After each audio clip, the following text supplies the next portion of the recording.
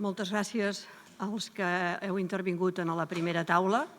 És un orgull poder comptar amb persones que, més enllà dels seus propis càrrecs, es veu clar que tenen un interès específic i genuí, diguem-ne, per la temàtica que tenim sobre la taula. De vegades un té un rol institucional, però personalment no s'hi sent tan implicat. Em penso que en aquest cas, a més, tots clars coneixedors del món local, tots quatre, de 4 municipis importants de Catalunya, heu representat aquí Barcelona, Reus, Rubí i Sant Vicenç dels Horts, de fet. Per tant, sou una demostració d'aquesta riquesa, diguem-ne, tipològica dels municipis de Catalunya amb les problemàtiques específiques que us caracteritzen més enllà del càrrec que ara mateix teniu.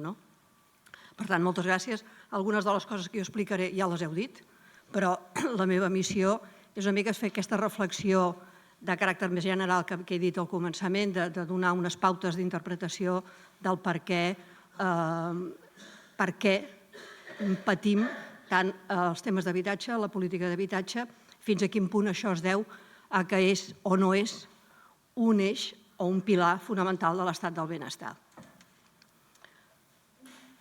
Jo m'avanço i ja dic que patim d'una infravaloració de la política d'habitatge com un eix de l'estat del benestar. És a dir, l'estat del benestar, els diversos eixos tenen la seva importància i en el cas de l'habitatge partim d'una infravaloració de la importància d'aquest eix.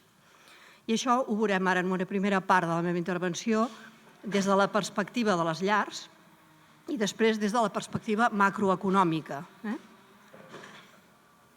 En un text que vam escriure el Jordi Bosch i jo mateixa per unes jornades que va haver-hi del Congrés d'Economia i Empresa de Catalunya de l'any 2018, ja vam escriure que és un text que es recull la part introductòria del Pla Territorial Sectorial de Catalunya, doncs dèiem, clar, que l'habitatge és un pilar clau de l'estat del benestar, com ho són l'educació, les pensions, la sanitat o els serveis socials.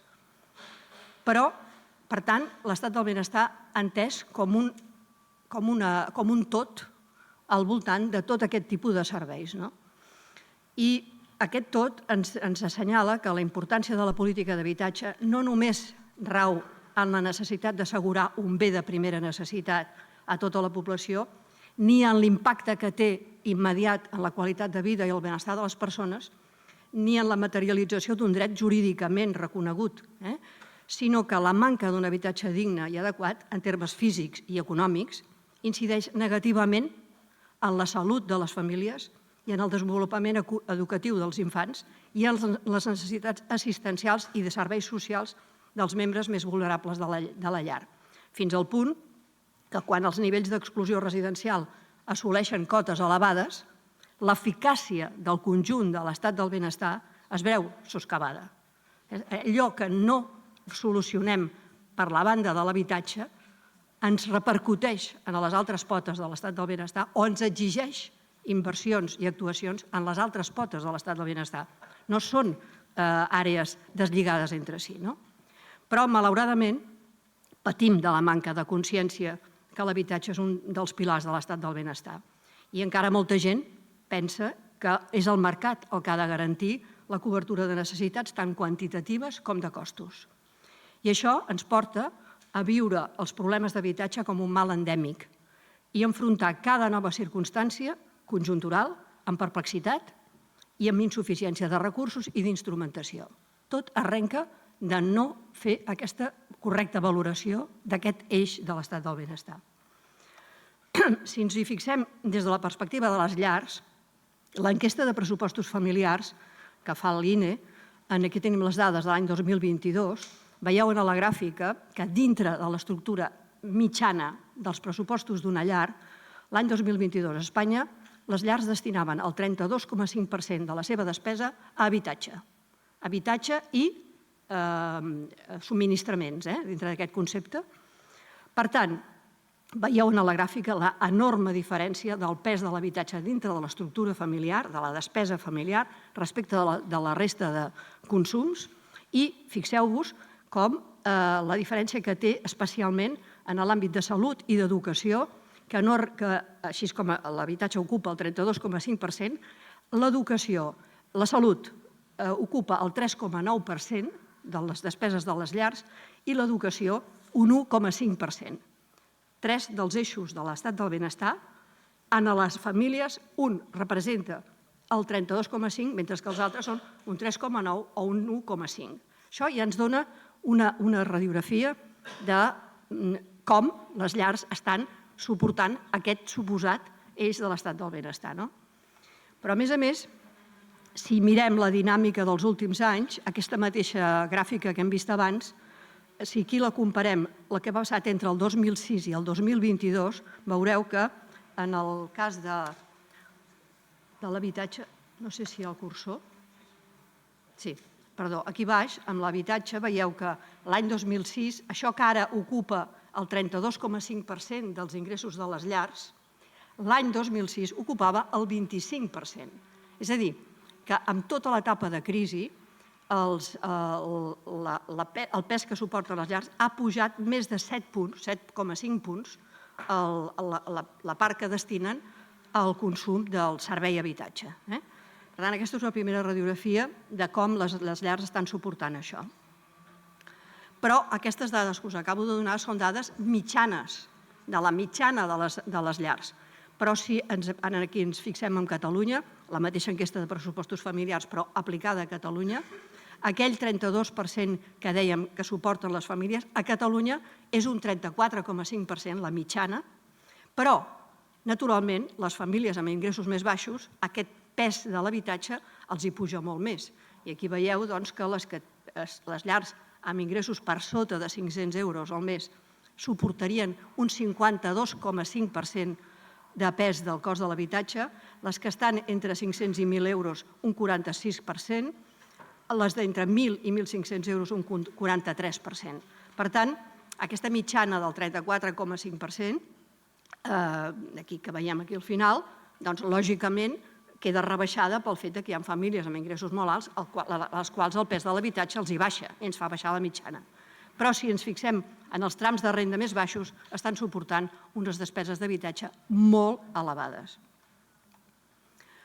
El fet que el pes de l'ensenyament i de la salut en la despesa de la llar sigui molt baix no es deu a que es tracta de serveis que tenen un cost baix. No, sabeu perfectament que els costos d'ensenyament i els costos de salut són alts. No, no és perquè siguin baixos, és perquè en ser entesos com eixos fonamentals de l'estat del benestar reben les aportacions públiques necessàries per fer-los assequibles i a tothom i garanteix així el dret al seu gaudi, tal com ho exigeixen les grans cartes constitucionals. No s'explicaria aquest baix cost que hem vist familiar en ensenyament si no disposéssim d'un sistema públic o concertat d'ensenyament que absorbeix el 4,93% del PIB.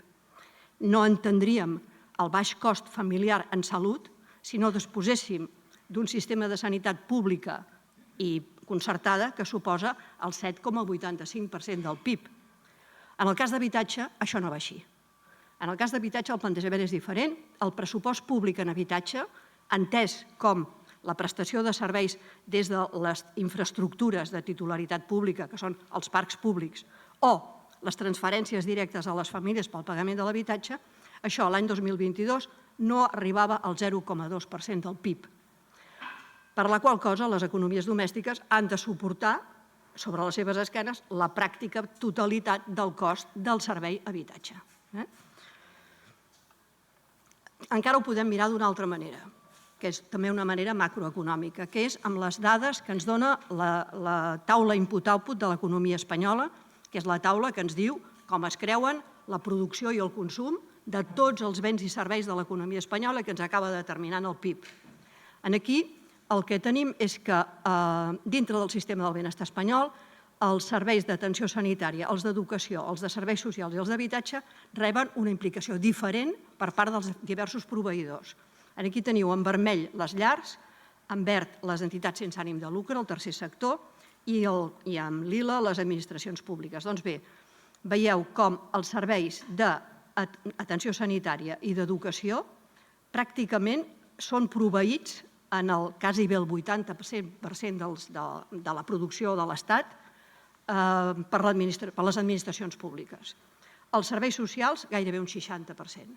En canvi, amb serveis immobiliaris, que és així com ho diu la taula input-output, que són els serveis d'habitatge, les administracions públiques ja ni les veiem, I en canvi, doncs, les llars, en el cas de ja ho hem vist abans, però en el cas de la macroeconomia també ens ho diu així, en atenció sanitària estarien al voltant d'un 20%, amb serveis socials una mica més alts i pràcticament un 98% de la producció d'aquests serveis immobiliaris estaria en mans de les pròpies llars, és a dir, el consum d'aquests serveis immobiliaris. Aquesta mateixa taula input-output, si agafem el total de la despesa de cada una d'aquestes àrees, serveis d'atenció sanitària, educació, serveis immobiliaris, serveis socials, i els relacionem amb el total de la despesa amb serveis bàsics, veurem que, per exemple, els serveis d'atenció sanitària suposen un 9,54% de tots els serveis proveïts en l'economia. D'aquests, el 7,34% és de les administracions públiques. En serveis d'educació serien un 7,20% del total de la despesa pública, les administracions públiques aporten el 5,6%. Els serveis socials, un 2,82%, les administracions públiques un 1,70%. Els serveis immobiliaris, un 2,59%, a les administracions públiques un 0,03%. Jo crec que totes aquestes transparències ens demostren aquest divers consideració del que teòricament anomenem tot potes de l'estat del benestar. Si en comptes d'aquest marc macroeconòmic ens cenyim a el que s'anomena les prestacions de protecció social, tornem a veure una mica el mateix. Aquí ja no parlem del total de l'economia, sinó de les prestacions en protecció social, que és la metodologia CEPROS de les comptes integrades de la protecció social. Aquí veieu com del conjunt de les prestacions socials l'habitatge representa l'any 2021 un 0,45% de totes les prestacions socials d'Espanya. El 0,45%. I a més això ha empitjorat des de l'any 2011, perquè l'any 2011 eren el 0,91%.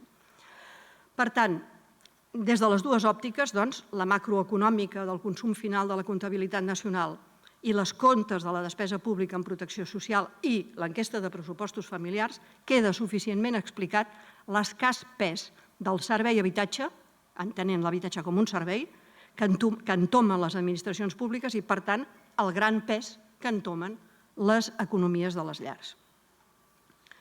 Des d'una perspectiva europea, aquestes mateixes dades de protecció social que acabo de comentar, veieu aquí com també Espanya està en un lloc dels més baixos del conjunt dels països que aquí tenim reflectits, amb aquest 0,45, que aquí és un 0,46% del total de la despesa en protecció social, quan la mitjana dels 27 seria un 1,31%, o països com França estaria al voltant d'un 2% i el Regne Unit gairebé un 4,3%.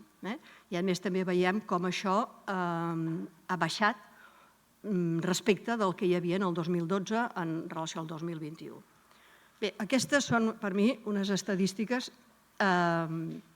que ens ajuden, són criden molt l'atenció i ens ajuden a entendre la raó profunda del problema del per què les llars pateixen més el problema d'habitatge que qualsevol dels altres problemes.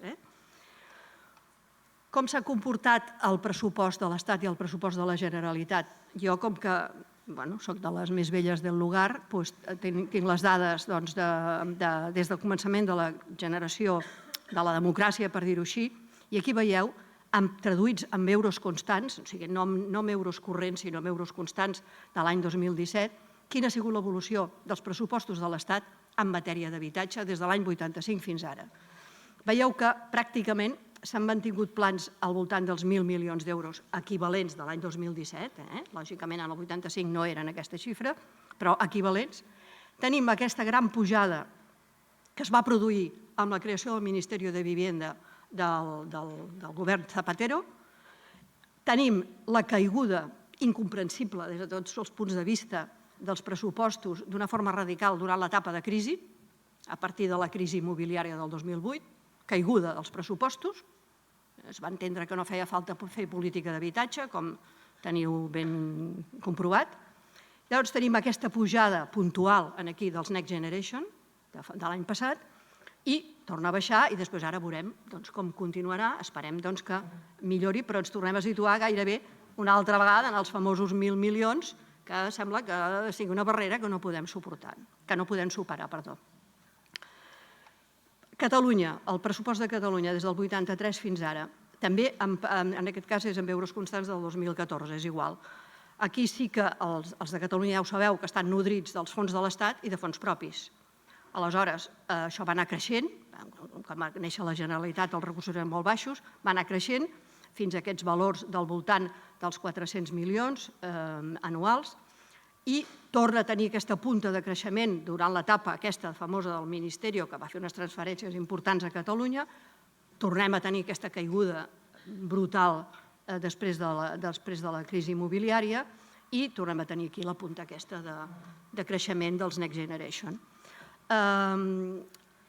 Aquesta caiguda posterior de la crisi ha impedit que la política d'habitatge hagi exercit la funció anticíclica que tradicionalment s'ha esperat d'ella i ha desmantellat els instruments que haurien estat imprescindibles per combatre la crisi.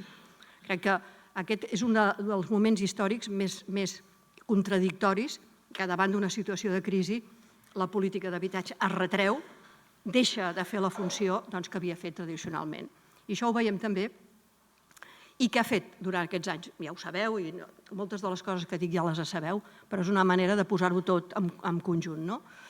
Què s'ha fet durant els primers anys del període de crisi? Es va dedicar a concentrar tot, a donar resposta a la crisi financera i bancària. S'han traslladat durant aquests anys bona part, el que deia al començament de tot, bona part dels costos d'atenció als problemes de les emergències habitacionals s'han traslladat als serveis socials, és a dir, en aquesta concepció integral de l'estat del benestar, i, per descomptat, s'ha abandonat l'abordatge radical de les problemàtiques de les famílies, tant de les que han tingut un problema sobrevingut per fer front al cost del seu habitatge, com les de les que no s'ho poden plantejar un nou accés. Quines conseqüències té aquesta infravaloració de la política d'habitatge i aquesta idea que no és un eix de l'estat del benestar, hauria de ser un eix de l'estat del benestar? Les conseqüències, per mi, la primera conseqüència és una insuficiència del parc públic i social, primera conseqüència d'una acumulació històrica de la insuficiència de la política. Segon, un xoc de demanda, que ara explicaré. Tercer, una alta dependència del mercat, és a dir, les famílies tenen una alta dependència del mercat i la vulnerabilitat residencial. Aquesta passo ràpid, això ja ho sabeu. La insuficiència de parc públic és la gràfica que presentem sempre, aquest escàs 2,5% estirant molt de parc públic i social d'Espanya comparat amb la mitjana europea que estaria al voltant del 13%. Això depèn, de vegades es diu el 9%, depèn si es considera els països amb més parc o es considera tota Europa, amb la qual cosa llavors baixa perquè els països de l'est pràcticament ja no tenen parc públic, etc. Però bé, doncs diguem-ne al voltant del 10-12%. Aquesta gràfica ja la coneixeu, per tant, insuficiència total del parc públic. Però també insuficiència del parc de lloguer, ja no públic. Què ens ha passat? També mirem aquí estadístiques de tot el segle XX. Què ha passat amb el parc de lloguer a Espanya, a Catalunya i a Barcelona durant el segle XX i començament del XXI? Doncs en l'any 50, i fixant-nos només en Catalunya, que és la columna de color lila, teníem a Catalunya 540.000 habitatges de lloguer l'any 1950. Això representava el 74% del total d'habitatges principals en aquell moment. I això va anar baixant progressivament, això és en termes percentuals, i en el cens del 2001 el parc de lloguer de Catalunya era de 380.000 habitatges, cosa que representava el 16,4%, o sigui, baixar del 70 al 16,4%. A partir d'aleshores hem millorat una mica, veieu que això torna a pujar una mica, i en el cens ara del 2021 ja ens parla de 690, prop de 700.000 habitatges a Catalunya de lloguer, que representarien un 23%. Aquesta pujada d'aquí, com bé sabeu tots els que esteu participant en aquesta jornada, no la podem explicar per un gran augment de nova oferta de lloguer, de nova creació, però aquí ha aparegut sobretot el fenomen del parc de lloguer que ha passat a estar en mans de les entitats financeres que es van trobar amb un parc que es havia anat construint per la venda i que finalment s'ha destinat al lloguer d'una forma massiva. Perdó. Aleshores, aquesta insuficiència del parc públic i del parc de lloguer ens fa enfrontar amb un tema que em sembla particularment interessant i que heu fet referència abans vosaltres en la taula anterior, que és confrontar el que ens passa a nivell demogràfic amb el que ens passa amb construcció d'habitatges. La setmana passada, el Centre d'Estudis Demogràfics va celebrar els seus 40 anys, per la qual els felicito fervorosamente per la fita que això representa, i va presentar unes estadístiques segons les quals Catalunya ja ha arribat als 8 milions d'habitants. I va presentar unes gràfiques que són les que veieu aquí. La de dalt, amb línies verticals, és el moviment global de la població a Catalunya des de l'any 1952 fins ara. El Centre d'Estudis Demogràfics ho fa des de començament de segle, però jo no tinc construcció d'habitatges des de començament de segle i, per tant, ho tallo l'any 52 fins ara. A dalt teniu el creixement global de la població i a baix teniu la component migratòria d'aquest creixement global de la població. Aleshores, veieu que vam tenir aquest creixement extraordinari en els anys 50 i 60, que va ser quan vam doblar la població. Després això va caure a partir de la crisi del 75, del 74. Vam tenir aquesta altra gran pujada de població durant la bombolla immobiliària, del 97 al 2007. Després hem tornat a baixar i actualment, i aquest és el punt interessant, tornem a tenir creixement de població, que és el que ens ha fet passar ara dels 8 milions. Dintre d'aquesta població, aquí baix veieu la component migratòria, o sigui, separant el que seria el creixement vegetatiu del migratori. Doncs en aquesta primera fase de gran creixement de la població, el migratori era important, però també va ser molt important el vegetatiu. En canvi, en aquesta segona, pràcticament tot va ser migratori i ara, en l'actual, és que és tot migratori. El saldo vegetatiu és negatiu. Què fem? Què ha passat? Com hem reaccionat des de l'habitatge en aquests moviments demogràfics? Fixeu-vos que sempre aquests grans creixements de població van anar acompanyats de grans creixements en la construcció d'habitatges. Però aquí, fent-li un guinyo que se n'hi diu en el Joan Ramon Riera, fixeu-vos que en aquesta etapa d'aquí la construcció d'habitatges es va retrasar respecte del creixement. Es va retrasar molt, es va retrasar quasi 20 anys. Què va passar mentrestant amb aquesta població que arribava? Doncs que vam assistir al fenomen del gran barraquisme. O sigui, no teníem habitatges i això havia de ser, això era barraquisme. Per tant, després sí es van construir, es va poder anar erradicant el barraquisme. Durant aquesta etapa del 97 al 2007 no va haver-hi barraquisme perquè és que aquesta mà d'obra que va arribar, la immigració que va arribar, va ser precisament perquè estàvem construint habitatges. O sigui, aquí va haver-hi una correlació total entre migració i construcció. I ara què ens passa? Què ens passa en aquest creixement últim? Doncs que no estem construint habitatges, o sigui, estem a zero de construcció d'habitatges. Aleshores, com ens ha d'estranyar que no tinguem un xoc de demanda? Estem dient que tenim un xoc de demanda i jo fins la setmana passada ho explicava perquè en sortint de la crisi hi ha una demanda retinguda que apareix i tal, però és que la setmana passada se'm va fer evident que no és només això, sinó que és que tenim una arribada de població que no té habitatge. I això ens tensiona totalment, això és un xoc de demanda. Per tant, per això us ho he volgut posar, perquè crec que són unes dades molt importants per entendre en quin moment estem. Per altra banda, dintre d'aquests moviments de construcció històrics d'Espanya, era important veure quin paper feia la protecció oficial. I, naturalment, en les èpoques de crisi, la protecció oficial feia una funció anticíclica. Quan els promotors deixaven de fer habitatge lliure, doncs es feia habitatge protegit. Bé, doncs en la fase actual, ni el lliure ni el protegit. Bé, això ja ho hem vist. Aleshores, a on ens porta això? Ens porta aquesta insuficiència del parc, aquest xoc de demanda, ens porta a una alta dependència del mercat, però que ens porta en aquestes estadístiques que ja coneixeu, que és amb el que fa a la població que està en habitatges de lloguer de mercat, aquest elevat, el que en diem la taxa de sobreesforç, que és que el 39% de les llars que viuen en lloguer de mercat han de destinar més del 40% dels seus ingressos a pagar l'habitatge. Això és un semàfor vermell a nivell europeu.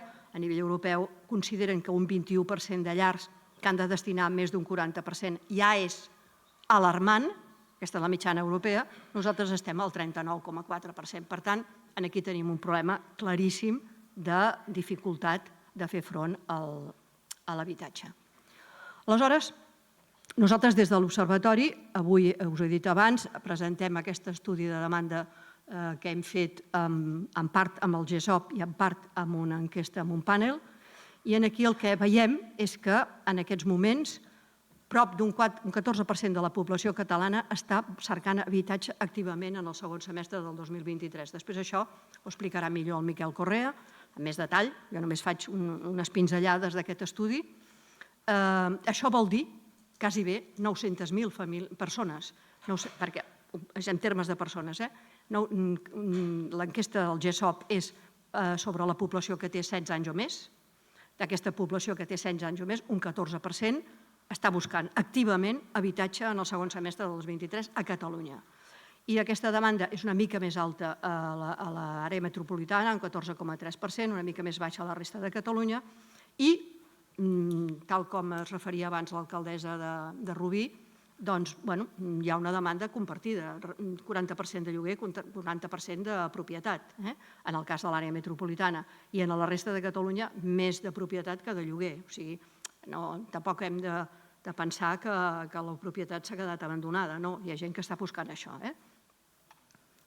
D'aquestes persones que estan buscant habitatge, el 50% de les que busquen habitatge de lloguer a l'àrea metropolitana de Barcelona, el 50%, que és la suma d'aquestes dues columnes d'aquí, i el 43% a la resta de Catalunya ho fan o per millorar l'habitatge actual o per trobar un habitatge més barat.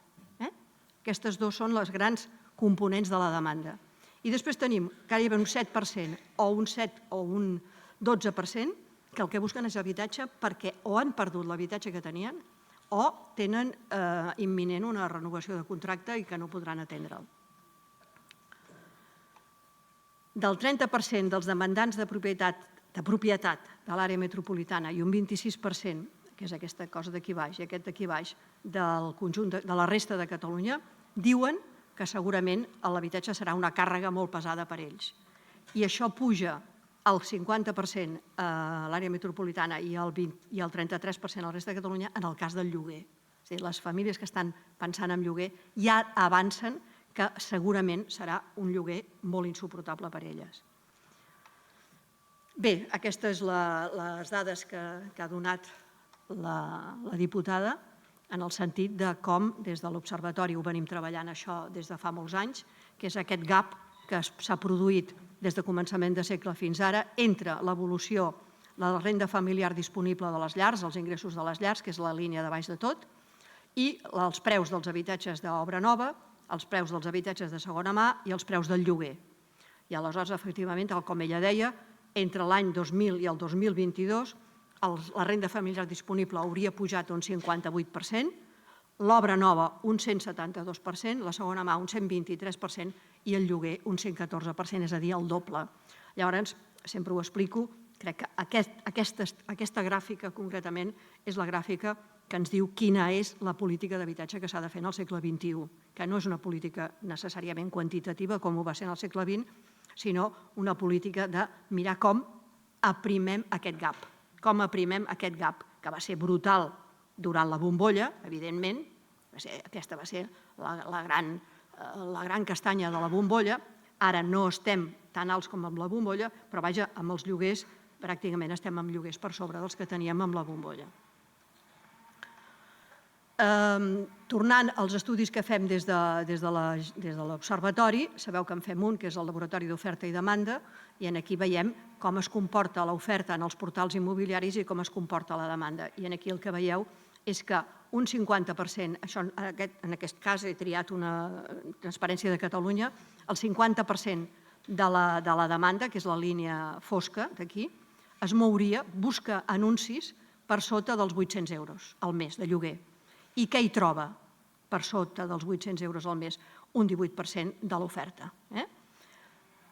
I si ara barregem dos estudis, que és una cosa que ha fet el Miquel Correa també, que és barrejar aquests estudis dels portals immobiliaris, de quina oferta trobem als portals immobiliaris, i l'estudi de demanda, que és el que presentem avui, aquí veieu que en l'àrea metropolitana de Barcelona el 64% de les persones que cerquen habitatge a l'àrea metropolitana de Barcelona, de lloguer, el cerquen per sota dels 800 euros. Aquí teniu menys de 400, de 400 a 600, de 600 a 800. Aquests tres línies liles d'aquí són les persones que busquen, segons l'enquesta, habitatge de lloguer a l'àrea metropolitana. Quina oferta troben a l'àrea metropolitana a aquest preu? Un 3,3%. I només dels habitatges entre 600 i 800. Per sota de 600 no hi ha oferta d'habitatge de lloguer a l'àrea metropolitana de Barcelona. I després tenim un altre, un 23%, un 22,9%, que busca entre 800 i 1.000 i només troba un 12%. Per tant, diguem-ne, com diuen en castellà, huelgan les paraules. Per acabar, no sé com vaig bé, les propostes, no?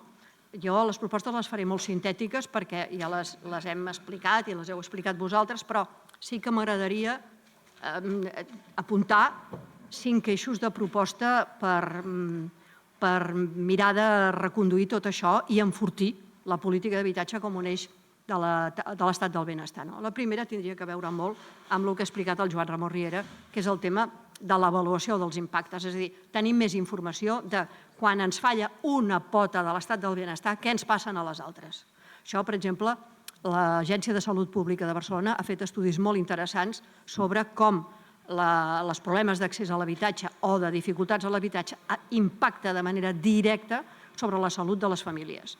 Salut mental i salut física quan les condicions dels habitatges no són les adequades. I això què vol dir? Doncs que els nous responsables d'habitatge, que aquests ho teniu molt clar tot, però els responsables d'economia i d'hisenda, els d'economia i hisenda, haurien d'entendre que allà on una família cau, resulta que hi ha uns recursos de sanitat que s'han d'activar. I per tant, val d'acord, no hi posem els diners aquí, però els haurem de posar aquí. Són vasos comunicants, i això els departaments d'Economia i Hisenda ho haurien d'entendre. Per tant, avaluar bé aquests impactes de les dificultats, no diguem en l'àmbit dels serveis socials, que això ha sigut espectacular aquests anys. És a dir, totes les famílies que han caigut per problemes d'habitatge han sigut ateses pels serveis socials.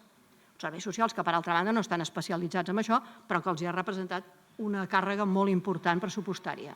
Per tant, crec que s'ha de fer aquesta reflexió i posar-la sobre la taula dels responsables globals dels pressupostos. Segon, ja ho hem dit, però és que ho hem de seguir dient, hem d'aproximar la despesa pública en habitatge a la mitjana de la Unió Europea. El Pla Territorial Sectorial d'Habitatge que s'ha aprovat ara inicialment per enèsima vegada preveu efectivament una aportació pressupostària important per poder fer front als reptes que el propi pla planteja. Però, clar, arribar a aquests 1.000 milions d'euros any, que seria el desitjable a Catalunya, que seria anar-nos-en cap al 0,6% del PIB, això se situa d'aquí 10 anys o 12 anys, no d'una manera immediata. Per tant, jo crec que el Pla Territorial Sectorial està ben pensat, però segurament tenim unes necessitats més immediates que inclús que el propi pla preveu per d'aquí 10 anys, quan la corba de creixement dels pressupostos situarà aquest llindar d'inversió pública. Tercer, cerca de mecanismes de finançament estables de la política d'habitatge. Això hi ha països que ho tenen molt clar, com per exemple França.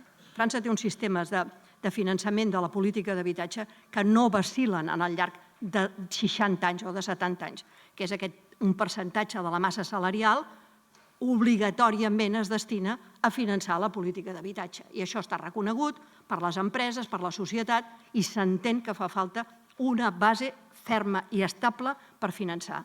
Perquè aquí ja no estem parlant només de pressupostos públics, sinó de la possibilitat de finançament, que és amb el problema que ens estem trobant ara quan volem promoure habitatge de lloguer tant als públics com als privats i els de sense ànim de lucre, i no sabem d'on ha de venir el finançament per poder tirar endavant aquests projectes. Per tant, els mecanismes de finançament són importantíssims i, ja dic, en aquest cas no són pressupostaris, però són de sistema d'habitatge. La planificació a mig i llarg termini és fonamental. Aquí finalment anem pel bon camí, crec que el pla territorial va per aquí, però també els plans locals d'habitatge, doncs aquesta planificació que sobretot hauria de voler dir un compromís sense vacil·lacions al llarg de 20 anys o al llarg de 30 anys, que tot el que heu vist abans de les gràfiques que us he passat, clarament paguem un peatge altíssim de les vacil·lacions que ha tingut la política d'habitatge a Espanya i a Catalunya des de l'any 50. I finalment, ja ho ha dit, me n'alegro que a més ho ha dit el representant de l'àrea metropolitana, que a nivell de l'àrea metropolitana s'està organitzant un pacte metropolità per l'habitatge. Ja ho sabeu, jo preconitzo la necessitat del pacte, ho vam fer-ho l'any 2007, vam fer un pacte nacional per l'habitatge de Catalunya, això absurdament l'any 2011 es va considerar que no feia falta, aleshores jo crec que és imprescindible el pacte d'estat, a nivell de l'Estat, a nivell de Catalunya, per fer precisament donar aquest consens que es demanava, aquest consens de tots els elements que integren el sistema de l'habitatge, que no és només el sector públic, sinó que és el sector privat, i arribar en aquesta política de concertació que és imprescindible que introduïm a casa nostra. I res més. Moltes gràcies.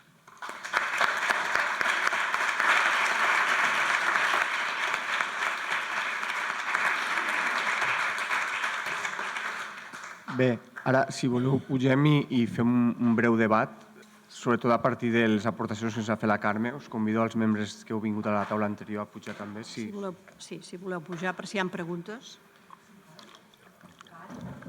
O no cal, com vulgueu. Sobretot, Carme, aprofitaríem aquesta estona que ens queda abans de la pausa també, perquè al final t'hem fet córrer una mica a tancar la presentació de les polítiques, perquè em sembla que no ens recollim moltes preguntes. Aleshores, tindrem una mica el moment per algun d'aquests instruments que ens apuntaves de polítiques. A la sessió jo crec que s'ha plantejat força bé aquesta dualitat, Carme, relacionant amb la teva explicació de com es veu, es planifica, es pensa la política d'habitatge des del sector de l'habitatge amb els diferents nivells administratius, amb aquestes perspectives de la necessitat de planificació, la necessitat de pacte, i com això contrasta amb la realitat d'uns pressupostos públics en els quals el sector de l'habitatge s'hi troba amb altres sectors, sobretot quan es negocien els pressupostos amb els diferents nivells administratius, en els quals no es fa valer, veritat, perquè aquesta visió que ens explicava la Carme, en la qual l'habitatge no és només per ell mateix com a sector important reivindicar una part del pressupost, sinó que és això, la frase aquesta de són vasos comunicants, el que no s'inverteix en habitatge s'acaba invertint en altres sectors de serveis de benestar.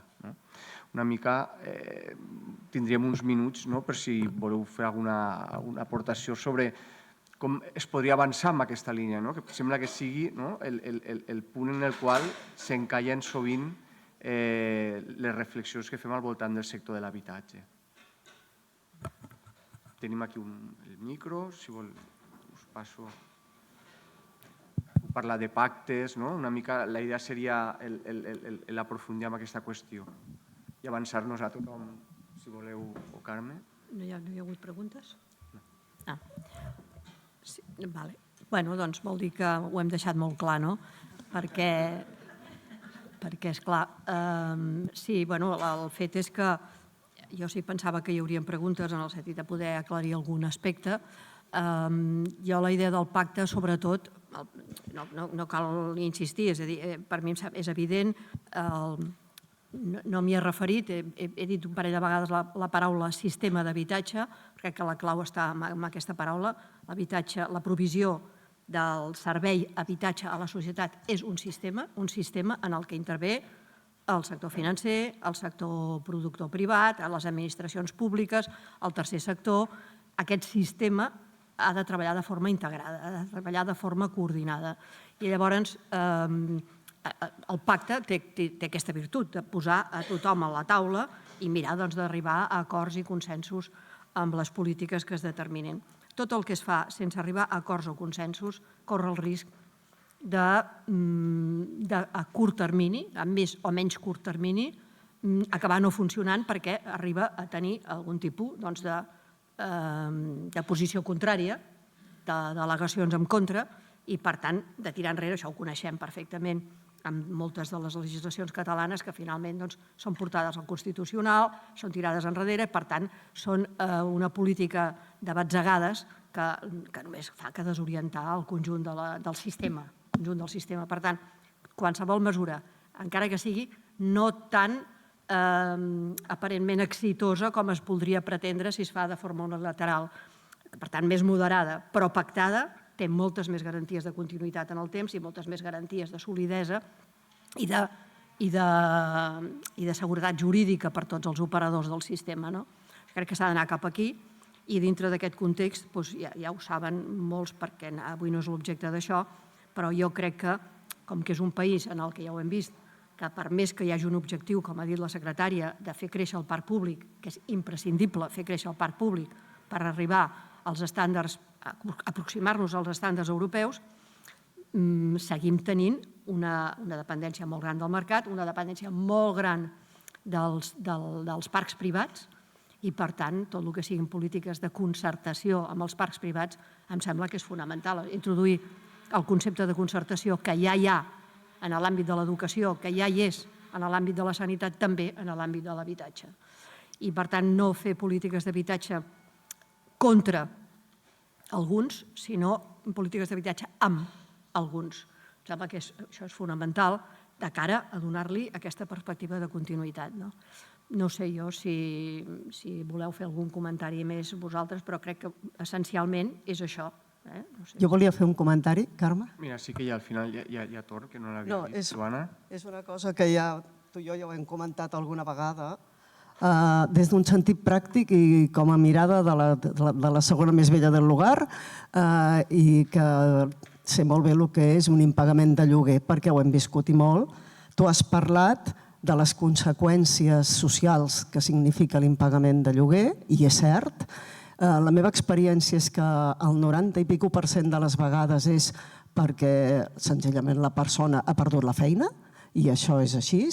I per mi hi ha una manera molt més pràctica que la que tenim avui, sense castigar el propietari obligant a fer un lloguer social que no hi estic en absolut d'acord, perquè castiga a una persona que hauria d'estar fent les coses que hauria d'estar fent l'Estat, sinó que és molt més senzill. És posar en una equació quan val seguir pagant el lloguer d'aquella persona, que no se senti que rep caritat, sinó que algú està tutelant que aquest lloguer se segueixi pagant, a la contra, posant a l'altra banda de l'equació un anàlisi de costos, que els tinc jo ben apuntats aquí, que serien cost de totes les despeses de la taula del tercer sector, que això val hores i hores de persones, més les despeses judicials, més tot el que significaran les despeses socials amb cost hora, més comptant que aquesta persona, quan entra en una situació de falta de feina i ha d'anar a buscar feina, si sap que li està aparellant la seva habitatge, que és el que més la lliga a un arrelament, aquesta persona entra en una depressió en moltíssimes ocasions, i quan està en estat de depressió i té que anar a buscar feina, no troba feina, perquè no es dona feina a una persona deprimida. Per tant, hem d'evitar que això arribi, hem d'evitar que això... I això també té un cost, que és el cost d'un llarg atur contra un atur de 6 mesos com a màxim, perquè la persona que se l'ha pogut ajudar en 6 mesos, si no estàs en un moment molt dolent de feina, ha trobat feina. L'altre cost que s'hauria de posar és tot el cost de les fondes, que sabem que a Barcelona han sigut 20 i pico de milions d'euros l'any passat, més el nou habitatge que se li haurà de proporcionar, més les possibles addiccions, i aquí entra sanitat, que es donen, més el fracàs escolar que es dona. I us ho dic en casos reals i ben provats. T'ho dic tot aquest cost sumat contra el millor haver de pagar 24.000 euros de lloguer, que són 2 anys que inclús es pot fer a tipus de crèdit, a tornar quan sigui, perquè aquesta persona no se senti tan malament, és de veritat que amb una banda i l'altra de l'equació no hi ha res a veure. I ens compliquem la vida i muntem taules i muntem coses que tenen cost i cost i cost per no pagar un lloguer que és tan senzill i tan fàcil, inclús encara que algú et faci mal i et prengui el pèl. És igual, a l'hora de la veritat, comparat contra tots aquests costos, no té color, almenys des de la meva mirada. Gràcies, Joana Amat.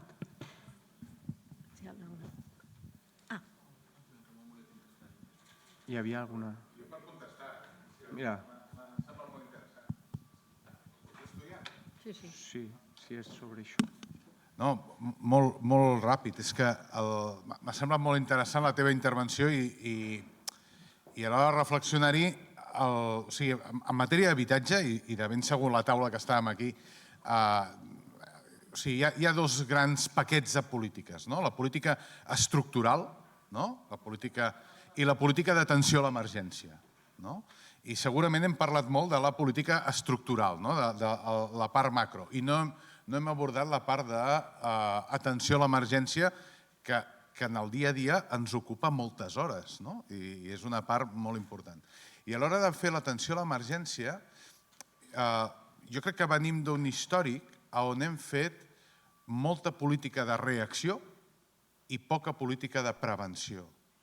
O sigui, hem sabut reaccionar davant del desnonament, hem sabut reaccionar davant de situacions crítiques de drames humans bastant forts i que tots coneixem pels mitjans de comunicació, altres que no surten als mitjans de comunicació però també existeixen.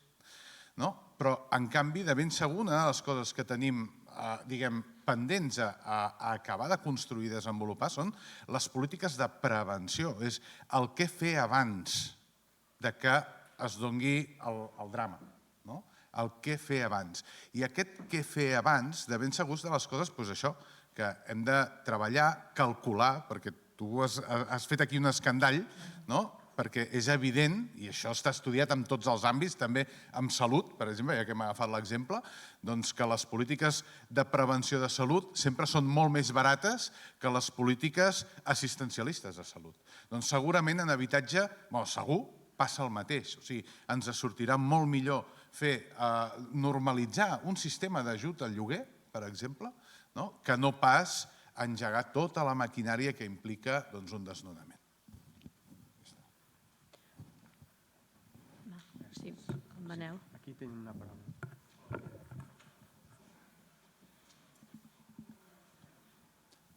Hola, bon dia. Manel Rodríguez, de Sales, promotor privat d'habitatge. Carme, jo crec que no hi ha hagut masses preguntes perquè al final jo crec que no cal. Veient les xifres i veient les dades jo crec que no calen preguntes, però al final jo em quedo amb una única dada. L'increment de població a Catalunya en l'últim any, el 23, no coneixo la xifra exacta, però deu estar a les 100.000 persones en un any. Sortia aquí la dada, ha passat al quadre. 100.000 persones que a una mitja de 3 persones per habitatge o 4 necessitaríem 25.000 habitatges o 30.000 habitatges. S'estan fent a Catalunya 10.000, 12.000, 13.000. Si això ho prolonguem i això continuarà passant els propers 3, 4 o 5 anys perquè per temes climàtics, per temes de la situació global mundial, per temes de migracions, aquestes 100.000 persones continuaran arribant a Catalunya, doncs tenim un problema, tenim una crisi. A partir d'aquí, jo crec que nosaltres defensem molt la col·laboració público-privada i estem treballant amb totes les administracions. A mi em sembla que les administracions estan fent una part de la feina. Deia el Joan Ramon que l'Institut Municipal entregarà 1.000 habitatges aquest any. A mi em sembla una xifra fantàstica, que l'administració pugui entregar 1.000 habitatges, l'Incasòl n'està fent, l'IMSOL està fent, però si parlem que s'han de fer 25.000 habitatges any, cal molt recorregut i les administracions no ho podran fer. Caldrà que els privats també en fent. Nosaltres estem fent el 80% de l'habitatge d'HPO, però hi ha un problema. Els mercats financers no ens recolzen i no ens recolzaran si no es canvia el marc regulatori. La Marina feia esment a la regulació del preu del lloguer o al topall del preu del lloguer. Ens preocupa molt poc el topall del preu del lloguer. No estem deixant de portar habitatges al lloguer pel tema del topall. no s'estan portant els habitatges del lloguer lau, diguéssim, al lloguer de temporalitat pel topall del preu. No és aquest el problema. Jo crec que aquí hi ha un error de concepció. El problema és la inseguretat jurídica respecte a la propietat que les últimes regulacions estan generant. El meu primer problema, i soc promotor social, el meu primer problema són les ocupacions dels habitatges. I ja no parlo de la persona que no pot pagar un lloguer i a la que atenem i que amb els serveis socials, les entitats socials, atenem. Parlo de l'ocupació violenta dels habitatges per màfies organitzades que ens limiten la disponibilitat de la propietat del lloguer. El que certifiqui gent a l'habitatge i no podràs cobrar d'aquell habitatge i no hi podràs disposar ni podràs fer fora aquesta persona i entraràs en una situació complexa. Això desincentiva totalment la inversió en el mercat de lloguer. No és un tema de preu, perquè el preu al final el que fa és regular el valor del sòl, els costos i trobar mecanismes perquè això doni la rentabilitat que ha de donar. Però la nostra major preocupació ara mateix està amb les obligacions que imposen la llei d'habitatge estatal i certes regulacions a conceptes de grans tenidors que inclouen les entitats socials tenidores d'habitatge i que fa molt difícil portar recursos financers. I sense recursos financers no podrem fer ni 10.000, ni 15.000, ni 25.000 habitatges. Jo crec que cal diferenciar la necessitat social d'atendre les persones que necessiten habitatge del dret a la propietat i el dret a obtenir un rendiment per aquella propietat. No es pot traspassar als privats l'obligació de l'administració d'atendre els serveis socials. Això està generant un col·lapse i no estem fent habitatge. Hi ha molta demanda, però no l'estem fent. I els privats no l'estem fent perquè l'activitat econòmica que implica promoure habitatge no funciona o no té garanties. Estem una mica fora de... Volies plantejar alguna pregunta en concret amb alguna persona de la taula? Si s'entén i si hi ha alguna previsió de modificar certes normes de la darrera llei per facilitar la promoció privada d'habitatges. Bueno, deixem la pregunta, sí, és un tema. Deixem aquesta pregunta també aquí i aprofito per plantejar una altra que ens ha arribat des de per escrit, que era el mecanisme que havíem previst una mica precisament per no allargar-nos tant en les exposicions, que és en relació al proveïment d'habitatges, pensa vostè, és una pregunta dirigida a Carme Trilla, de David, que és possible arribar a tenir, no és David Monjil, no acabo de llegir el cognom, en relació al proveïment d'habitatges, pensa vostè que és possible arribar a tenir un parc públic suficient per donar cobertura a les necessitats que tenen els nostres municipis? En aquest sentit, la recuperació de l'habitatge privat pot ser un element central durant aquests primers anys, una mica relacionat potser també amb l'estratègia del pla territorial sectorial. Quines altres mesures proposaríeu? És una pregunta una mica àmplia que enllaça amb alguns dels temes. Ens donem un parell de minuts per acabar de respondre això i passaríem ja... Sí, perquè estem ja fora de temps, però a veure, que fa falta més parc públic ja ho hem comentat, això i les possibilitats que tenen els ajuntaments en aquests moments, els ajuntaments estan sent extremadament dinàmics amb la posada a disposició de sòls públics per fer noves promocions, tant fent-les ells directament o de forma consorciada o amb drets de superfície amb promotors privats i amb promotors sense ànim de lucre i amb cooperatives. Per tant, això ja està marxant. Ara, evidentment, caldrà que això es produeixi de forma més generalitzada i el pla territorial d'alguna manera també ho planteja. Per tant, jo crec que sí que cal fer créixer aquest parc, però, evidentment, sempre serà un parc petit comparat amb la resta del parc que tenim i, per tant, totes les mesures en relació a la resta de parcs són fonamentals. I en això jo lligaria amb el que ha explicat, el que ha demanat el Manel Rodríguez, d'aquesta idea d'introduir la seguretat jurídica. Crec que és fonamental, perquè si no el control de rendes es confondrà les conseqüències del control de rendes amb la inseguretat jurídica derivada no del control de rendes, sinó dels processos de desnonament i, diguem-ne, com els propietaris queden a la intempèrie quan estan en situacions de processos en els que hi ha un impagament important o una ocupació i que han de fer front a aquesta situació sense un recolzament per part del sector públic. És a dir, que treballar en aquesta línia crec que és fonamental i ho anirem predicant a tots els àmbits de l'administració perquè d'alguna manera serveixi de contrapès a la protecció de la vulnerabilitat de les persones que estan en aquests habitatges. No sé, jo penso que crec que ho deixarem aquí. Ja heu baixat ja bastant a lo concret després del plantejament molt general. Allà hi ha una pregunta. És breu? Molt breu, sí. Sí. Jo celebro que pensem que hem sabut actuar en l'emergència. Jo crec que no. Jo fujo ara del tema de la planificació, que està molt bé, evidentment, però el meu dia a dia és actuar en l'emergència. I ens trobem, per exemple, que els ajuts pel pagament de deute de l'ENS de l'habitatge actuen sobre el deute. Doncs quan ens ve gent, atenem a gent que preveu que no podrà pagar, li has d'explicar que no la podrem ajudar si abans no ha generat un deute. I ara bé, sembla que tendim a orientar a les persones a que generin deute. Jo, per sort o per desgràcia, visc en un municipi mitjà, a la Garriga, 17.000 habitants, i a vegades sabem qui és la propietat i a vegades, depenent de qui és la propietat, podem orientar a que la gent generi deute perquè, mira, el propietari del teu pis no li vindrà d'aquí, però a vegades no. És pervers, quan estic informant, atenent a la gent així, jo em sento malament. O també ens trobem que la mesa d'emergència només pots iniciar el tràmit quan hi ha data de desnonament. I clar, això és un contrasentit, perquè també a vegades tendeixes a obligar. Clar, tu informes i la gent decideix. Però clar, li estàs dient, si no hi ha demanda, si no hi ha data de desnonament, no podem iniciar el tràmit de mesa d'emergència.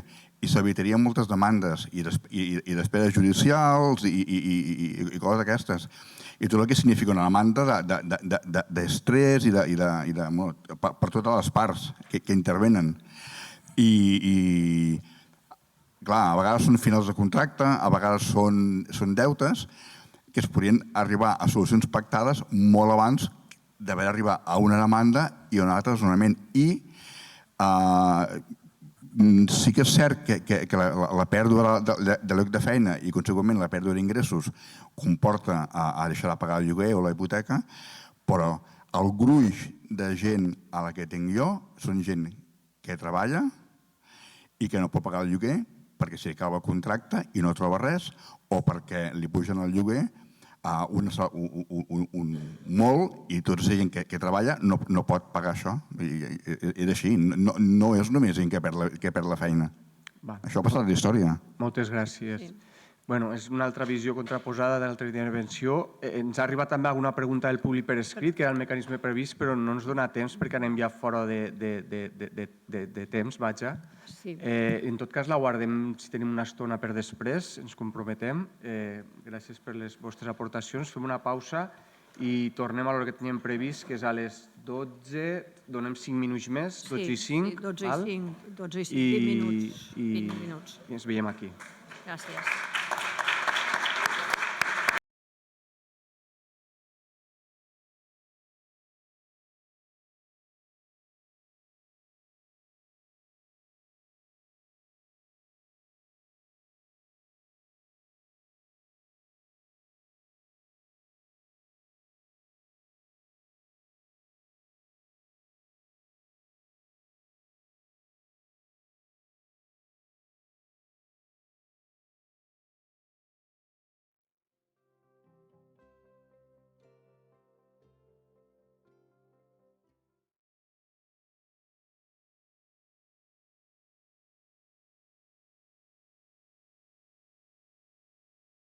Novament, moltes gràcies als que heu intervingut en la primera taula. És un orgull poder comptar amb persones que, més enllà dels seus propis càrrecs, es veu clar que tenen un interès específic i genuí, diguem-ne, per la temàtica que tenim sobre la taula. De vegades un té un rol institucional, però personalment no s'hi sent tan implicat. Em penso que en aquest cas, a més, tots clars coneixedors del món local, tots quatre, de 4 municipis importants de Catalunya, heu representat aquí Barcelona, Reus, Rubí i Sant Vicenç dels Horts, de fet. Per tant, sou una demostració d'aquesta riquesa, diguem-ne, tipològica dels municipis de Catalunya amb les problemàtiques específiques que us caracteritzen més enllà del càrrec que ara mateix teniu, no? Per tant, moltes gràcies. Algunes de les coses que jo explicaré ja les heu dit, però la meva missió és una mica fer aquesta reflexió de caràcter més general que he dit al començament, de donar unes pautes d'interpretació del per què patim tant els temes d'habitatge, la política d'habitatge, fins a quin punt això es deu a que és o no és un eix o un pilar fonamental de l'estat del benestar. Jo m'avanço i ja dic que patim d'una infravaloració de la política d'habitatge com un eix de l'estat del benestar. És a dir, l'estat del benestar, els diversos eixos tenen la seva importància i en el cas de l'habitatge partim d'una infravaloració de la importància d'aquest eix. I això ho veurem ara en una primera part de la meva intervenció des de la perspectiva de les llars i després des de la perspectiva macroeconòmica. En un text que vam escriure el Jordi Bosch i jo mateixa per unes jornades que va haver-hi del Congrés d'Economia i Empresa de Catalunya de l'any 2018, ja vam escriure que és un text que recull la part introductòria del Pla Territorial Sectorial de Catalunya, doncs dèiem, clar, que l'habitatge és un pilar clau de l'estat del benestar, com ho són l'educació, les pensions, la sanitat o els serveis socials. Però, per tant, l'estat del benestar entès com un tot al voltant de tot aquest tipus de serveis. I aquest tot ens assenyala que la importància de la política d'habitatge no només rau en la necessitat d'assegurar un bé de primera necessitat a tota la població, ni en l'impacte que té immediat en la qualitat de vida i el benestar de les persones, ni en la materialització d'un dret jurídicament reconegut, sinó que la manca d'un habitatge digne i adequat en termes físics i econòmics incideix negativament en la salut de les famílies i en el desenvolupament educatiu dels infants i en les necessitats assistencials i de serveis socials dels membres més vulnerables de la llar, fins al punt que quan els nivells d'exclusió residencial assoleixen cotes elevades, l'eficàcia del conjunt de l'estat del benestar es veu soscavada. Allò que no solucionem per la banda de l'habitatge ens repercuteix en les altres potes de l'estat del benestar o ens exigeix inversions i actuacions en les altres potes de l'estat del benestar. No són àrees deslligades entre si, no? Però, malauradament, patim de la manca de consciència que l'habitatge és un dels pilars de l'estat del benestar. I encara molta gent pensa que és el mercat el que ha de garantir la cobertura de necessitats tant quantitatives com de costos. I això ens porta a viure els problemes d'habitatge com un mal endèmic i enfrontar cada nova circumstància conjuntural amb perplexitat i amb insuficiència de recursos i d'instrumentació. Tot arrenca de no fer aquesta correcta valoració d'aquest eix de l'estat del benestar. Si ens hi fixem des de la perspectiva de les llars, l'enquesta de pressupostos familiars que fa l'INE, aquí tenim les dades de l'any 2022, veieu en la gràfica que dintre de l'estructura mitjana dels pressupostos d'una llar, l'any 2022 a Espanya, les llars destinaven el 32,5% de la seva despesa a habitatge. Habitatge i subministraments, dintre d'aquest concepte. Per tant, veieu en la gràfica l'enorme diferència del pes de l'habitatge dintre de l'estructura familiar, de la despesa familiar, respecte de la resta de consums, i fixeu-vos com la diferència que té especialment en l'àmbit de salut i d'educació, que així com l'habitatge ocupa el 32,5%, l'educació, la salut ocupa el 3,9% de les despeses de les llars i l'educació un 1,5%. 3 dels eixos de l'estat del benestar, en les famílies un representa el 32,5%, mentre que els altres són un 3,9% o un 1,5%. Això ja ens dona una radiografia de com les llars estan suportant aquest suposat eix de l'estat del benestar. Però, a més, si mirem la dinàmica dels últims anys, aquesta mateixa gràfica que hem vist abans, si aquí la comparem, la que ha passat entre el 2006 i el 2022, veureu que en el cas de l'habitatge, no sé si hi ha el cursor, sí, perdó, aquí baix, amb l'habitatge, veieu que l'any 2006, això que ara ocupa el 32,5% dels ingressos de les llars, l'any 2006 ocupava el 25%. És a dir, que amb tota l'etapa de crisi, el pes que suporten les llars ha pujat més de 7 punts, 7,5 punts, la part que destinen al consum del servei habitatge. Per tant, aquesta és una primera radiografia de com les llars estan suportant això. Però aquestes dades que us acabo de donar són dades mitjanes, de la mitjana de les llars. Però si aquí ens fixem en Catalunya, la mateixa enquesta de pressupostos familiars, però aplicada a Catalunya, aquell 32% que dèiem que suporten les famílies, a Catalunya és un 34,5%, la mitjana, però, naturalment, les famílies amb ingressos més baixos, aquest pes de l'habitatge els hi puja molt més. I aquí veieu que les llars amb ingressos per sota de 500 euros al mes suportarien un 52,5% de pes del cost de l'habitatge, les que estan entre 500 i 1.000 euros un 46%, les d'entre 1.000 i 1.500 euros un 43%. Per tant, aquesta mitjana del 34,5%, aquí que veiem aquí al final, doncs lògicament queda rebaixada pel fet que hi ha famílies amb ingressos molt alts a les quals el pes de l'habitatge els hi baixa i ens fa baixar la mitjana. Però si ens fixem en els trams de renda més baixos, estan suportant unes despeses d'habitatge molt elevades. El fet que el pes de l'ensenyament i de la salut en la despesa de la llar sigui molt baix no es deu a que es tracta de serveis que tenen un cost baix. No, sabeu perfectament que els costos d'ensenyament i els costos de salut són alts. No, no és perquè siguin baixos, és perquè en ser entesos com eixos fonamentals de l'estat del benestar reben les aportacions públiques necessàries per fer-los assequibles a tothom i garantir així el dret al seu gaudi, tal com ho exigeixen les grans cartes constitucionals.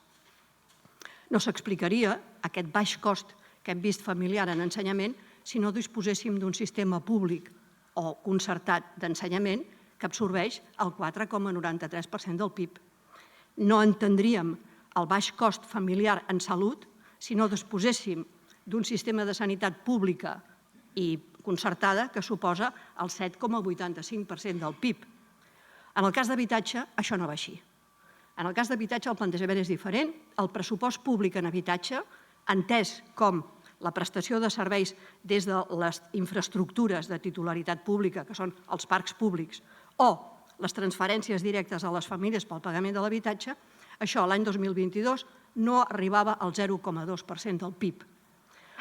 Per la qual cosa, les economies domèstiques han de suportar sobre les seves esquenes la pràctica totalitat del cost del servei habitatge.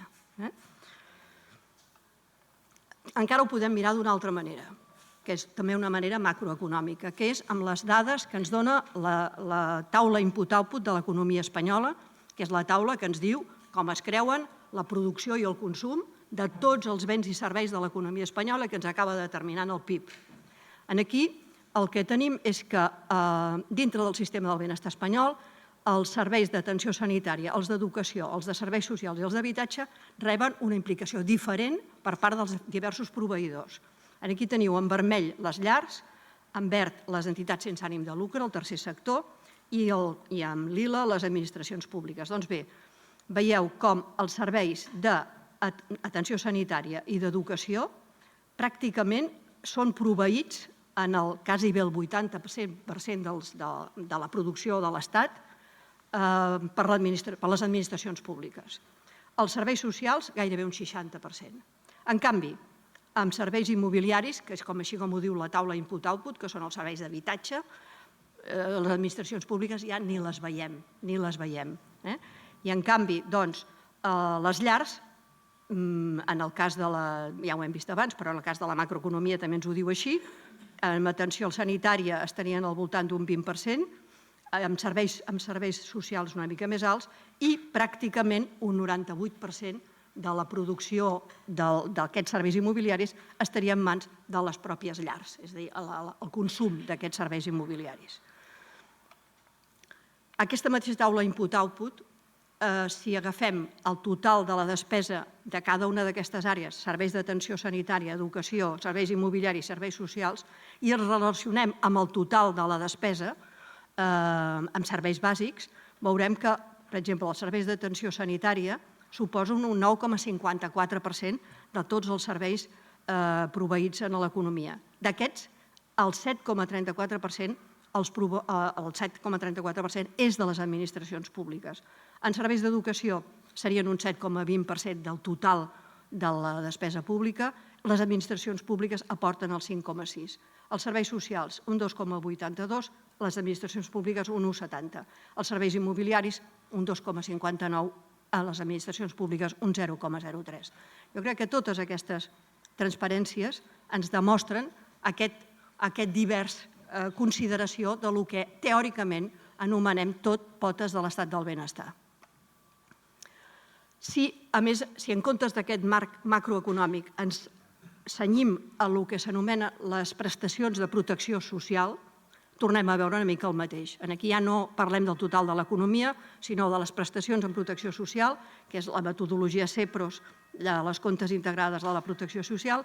Aquí veieu com del conjunt de les prestacions socials l'habitatge representa l'any 2021 un 0,45% de totes les prestacions socials d'Espanya. El 0,45%. I a més, això ha empitjorat des de l'any 2011, perquè l'any 2011 eren el 0,91%. Per tant, des de les dues òptiques, la macroeconòmica del consum final de la comptabilitat nacional i les comptes de la despesa pública en protecció social i l'enquesta de pressupostos familiars, queda suficientment explicat l'escàs pes del servei habitatge, entenent l'habitatge com un servei, que entomen les administracions públiques i, per tant, el gran pes que entomen les economies de les llars.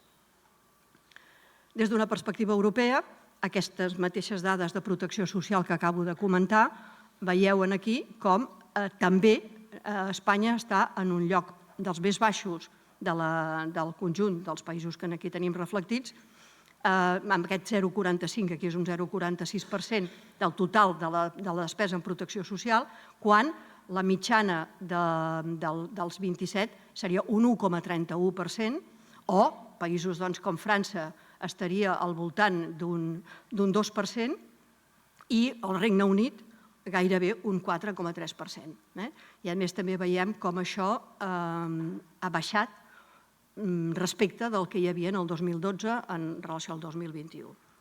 Bé, aquestes són per mi unes estadístiques que ens ajuden, que són criden molt l'atenció i ens ajuden a entendre la raó profunda del problema del per què les llars pateixen més el problema d'habitatge que qualsevol dels altres problemes. Com s'ha comportat el pressupost de l'Estat i el pressupost de la Generalitat? Jo, com que soc de les més velles del lugar, tinc les dades des del començament de la generació de la democràcia, per dir-ho així, i aquí veieu, traduïts en euros constants, o sigui, no en euros corrents, sinó en euros constants de l'any 2017, quina ha sigut l'evolució dels pressupostos de l'Estat en matèria d'habitatge des de l'any 85 fins ara. Veieu que pràcticament s'han mantingut plans al voltant dels 1.000 milions d'euros equivalents de l'any 2017, lògicament en el 85 no eren aquesta xifra, però equivalents. Tenim aquesta gran pujada que es va produir amb la creació del Ministeri de Vivienda del govern Zapatero. Tenim la caiguda incomprensible des de tots els punts de vista dels pressupostos d'una forma radical durant l'etapa de crisi, a partir de la crisi immobiliària del 2008, caiguda dels pressupostos. Es va entendre que no feia falta fer política d'habitatge, com teniu ben comprovat. Llavors tenim aquesta pujada puntual aquí dels Next Generation de l'any passat i torna a baixar i després ara veurem com continuarà. Esperem que millori, però ens tornem a situar gairebé una altra vegada en els famosos 1.000 milions que sembla que sigui una barrera que no podem suportar, que no podem superar, perdó. Catalunya, el pressupost de Catalunya des del 83 fins ara, també en aquest cas és en euros constants del 2014, és igual. Aquí sí que els de Catalunya ja ho sabeu, que estan nodrits dels fons de l'Estat i de fons propis.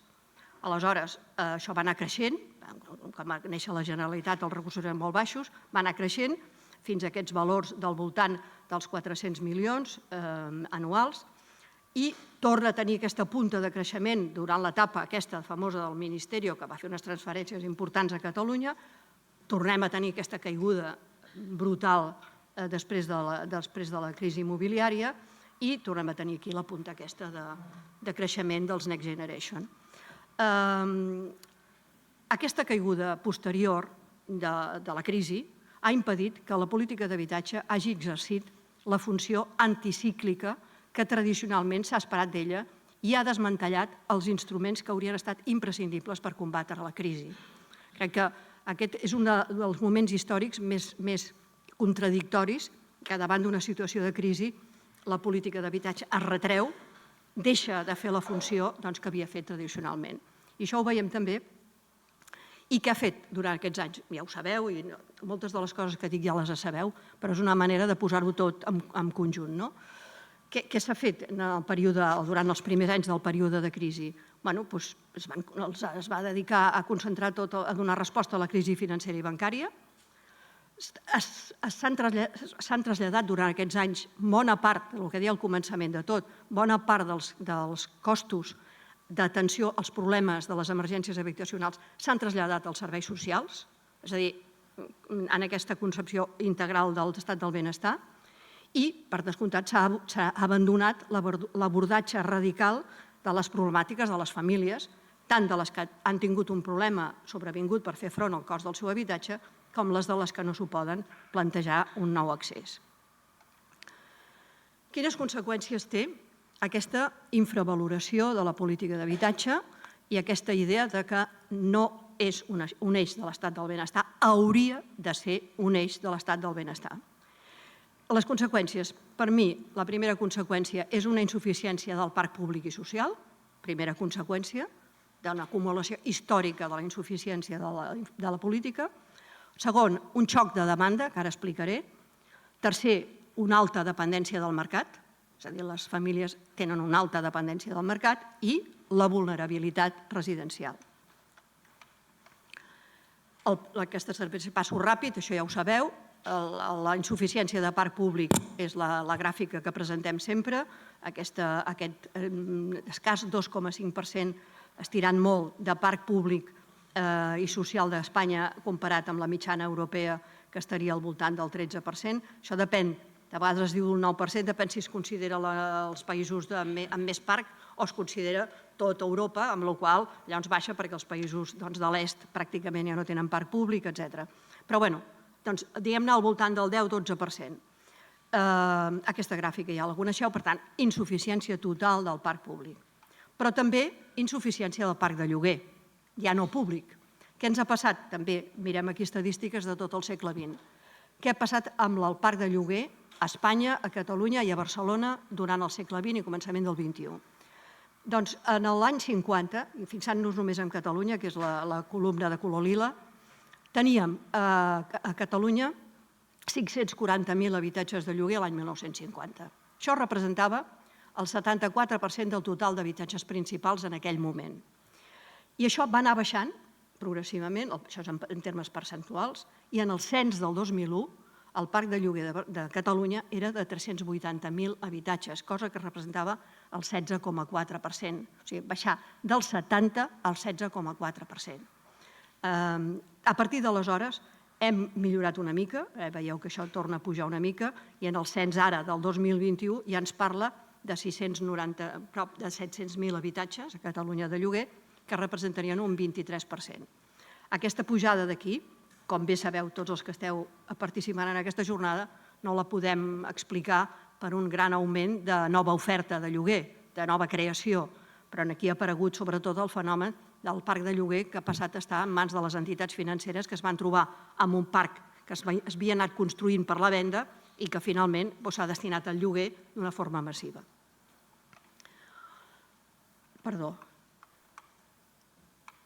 Aleshores, aquesta insuficiència del parc públic i del parc de lloguer ens fa enfrontar amb un tema que em sembla particularment interessant i que heu fet referència abans vosaltres en la taula anterior, que és confrontar el que ens passa a nivell demogràfic amb el que ens passa amb construcció d'habitatges. La setmana passada, el Centre d'Estudis Demogràfics va celebrar els seus 40 anys, per la qual els felicito fervorosamente per la fita que això representa, i va presentar unes estadístiques segons les quals Catalunya ja ha arribat als 8 milions d'habitants.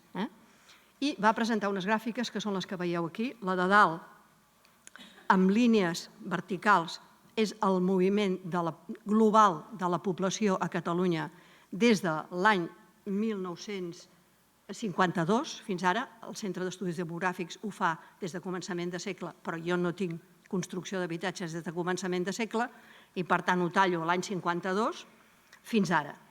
A dalt teniu el creixement global de la població i a baix teniu la component migratòria d'aquest creixement global de la població. Aleshores, veieu que vam tenir aquest creixement extraordinari en els anys 50 i 60, que va ser quan vam doblar la població. Després això va caure a partir de la crisi del 75, del 74. Vam tenir aquesta altra gran pujada de població durant la bombolla immobiliària, del 97 al 2007. Després hem tornat a baixar i actualment, i aquest és el punt interessant, tornem a tenir creixement de població, que és el que ens ha fet passar ara dels 8 milions. Dintre d'aquesta població, aquí baix veieu la component migratòria, o sigui, separant el que seria el creixement vegetatiu del migratori. Doncs en aquesta primera fase de gran creixement de la població, el migratori era important, però també va ser molt important el vegetatiu. En canvi, en aquesta segona, pràcticament tot va ser migratori, i ara, en l'actual, és que és tot migratori. El saldo vegetatiu és negatiu. Què fem? Què ha passat? Com hem reaccionat des de l'habitatge en aquests moviments demogràfics? Fixeu-vos que sempre aquests grans creixements de població van anar acompanyats de grans creixements en la construcció d'habitatges. Però aquí, fent-li un guinyo que se n'hi diu en el Joan Ramon Riera, fixeu-vos que en aquesta etapa d'aquí la construcció d'habitatges es va retrasar respecte del creixement. Es va retrasar molt, es va retrasar quasi 20 anys. Què va passar mentrestant amb aquesta població que arribava? Doncs que vam assistir al fenomen del gran barraquisme. O sigui, no teníem habitatges i això havia de ser, això era barraquisme. Per tant, després sí es van construir, es va poder anar erradicant el barraquisme. Durant aquesta etapa del 97 al 2007 no va haver-hi barraquisme perquè és que aquesta mà d'obra que va arribar, la immigració que va arribar, va ser precisament perquè estàvem construint habitatges. O sigui, aquí va haver-hi una correlació total entre migració i construcció. I ara què ens passa? Què ens passa en aquest creixement últim? Doncs que no estem construint habitatges, o sigui, estem a zero de construcció d'habitatges. Aleshores, com ens ha d'estranyar que no tinguem un xoc de demanda? Estem dient que tenim un xoc de demanda i jo fins la setmana passada ho explicava perquè en sortint de la crisi hi ha una demanda retinguda que apareix i tal, però és que la setmana passada se'm va fer evident que no és només això, sinó que és que tenim una arribada de població que no té habitatge. I això ens tensiona totalment, això és un xoc de demanda. Per tant, per això us ho he volgut posar perquè crec que són unes dades molt importants per entendre en quin moment estem. Per altra banda, dintre d'aquests moviments de construcció històrics d'Espanya, era important veure quin paper feia la protecció oficial. I, naturalment, en les èpoques de crisi, la protecció oficial feia una funció anticíclica. Quan els promotors deixaven de fer habitatge lliure, doncs es feia habitatge protegit. Bé, doncs en la fase actual, ni el lliure ni el protegit. Bé, això ja ho hem vist. Aleshores, a on ens porta això? Ens porta aquesta insuficiència del parc, aquest xoc de demanda, ens porta a una alta dependència del mercat, però que ens porta en aquestes estadístiques que ja coneixeu, que és el que fa a la població que està en habitatges de lloguer de mercat, aquest elevat, el que en diem la taxa de sobreesforç, que és que el 39% de les llars que viuen en lloguer de mercat han de destinar més del 40% dels seus ingressos a pagar l'habitatge. Això és un semàfor vermell a nivell europeu. A nivell europeu consideren que un 21% de llars que han de destinar més d'un 40%, ja és alarmant, aquesta és la mitjana europea, nosaltres estem al 39,4%. Per tant, aquí tenim un problema claríssim de dificultat de fer front a l'habitatge. Aleshores, nosaltres des de l'Observatori, avui us ho he dit abans, presentem aquest estudi de demanda que hem fet en part amb el GESOP i en part amb una enquesta, amb un panel, i aquí el que veiem és que en aquests moments prop d'un 14% de la població catalana està cercant habitatge activament en el segon semestre del 2023. Després això ho explicarà millor el Miquel Correa, amb més detall, jo només faig unes pinzellades d'aquest estudi. Això vol dir quasi bé 900.000 persones, perquè és en termes de persones. L'enquesta del GESOP és sobre la població que té 16 anys o més. D'aquesta població que té 16 anys o més, un 14% està buscant activament habitatge en el segon semestre del 2023 a Catalunya. I aquesta demanda és una mica més alta a l'àrea metropolitana, un 14,3%, una mica més baixa a la resta de Catalunya, i, tal com es referia abans l'alcaldessa de Rubí, doncs hi ha una demanda compartida, 40% de lloguer, 40% de propietat, en el cas de l'àrea metropolitana, i en la resta de Catalunya més de propietat que de lloguer. O sigui, tampoc hem de pensar que la propietat s'ha quedat abandonada, no, hi ha gent que està buscant això. D'aquestes persones que estan buscant habitatge, el 50% de les que busquen habitatge de lloguer a l'àrea metropolitana de Barcelona, el 50%, que és la suma d'aquestes dues columnes d'aquí, i el 43% a la resta de Catalunya ho fan o per millorar l'habitatge actual o per trobar un habitatge més barat. Aquestes dues són les grans components de la demanda. I després tenim gairebé un 7% o un 7 o un 12% que el que busquen és habitatge perquè o han perdut l'habitatge que tenien o tenen imminent una renovació de contracte i que no podran atendre'l. Del 30% dels demandants de propietat de l'àrea metropolitana i un 26%, que és aquesta cosa d'aquí baix i aquest d'aquí baix, del conjunt de la resta de Catalunya, diuen que segurament l'habitatge serà una càrrega molt pesada per ells. I això puja al 50% a l'àrea metropolitana i al 33% a la resta de Catalunya en el cas del lloguer. És a dir, les famílies que estan pensant en lloguer ja avancen que segurament serà un lloguer molt insuportable per elles.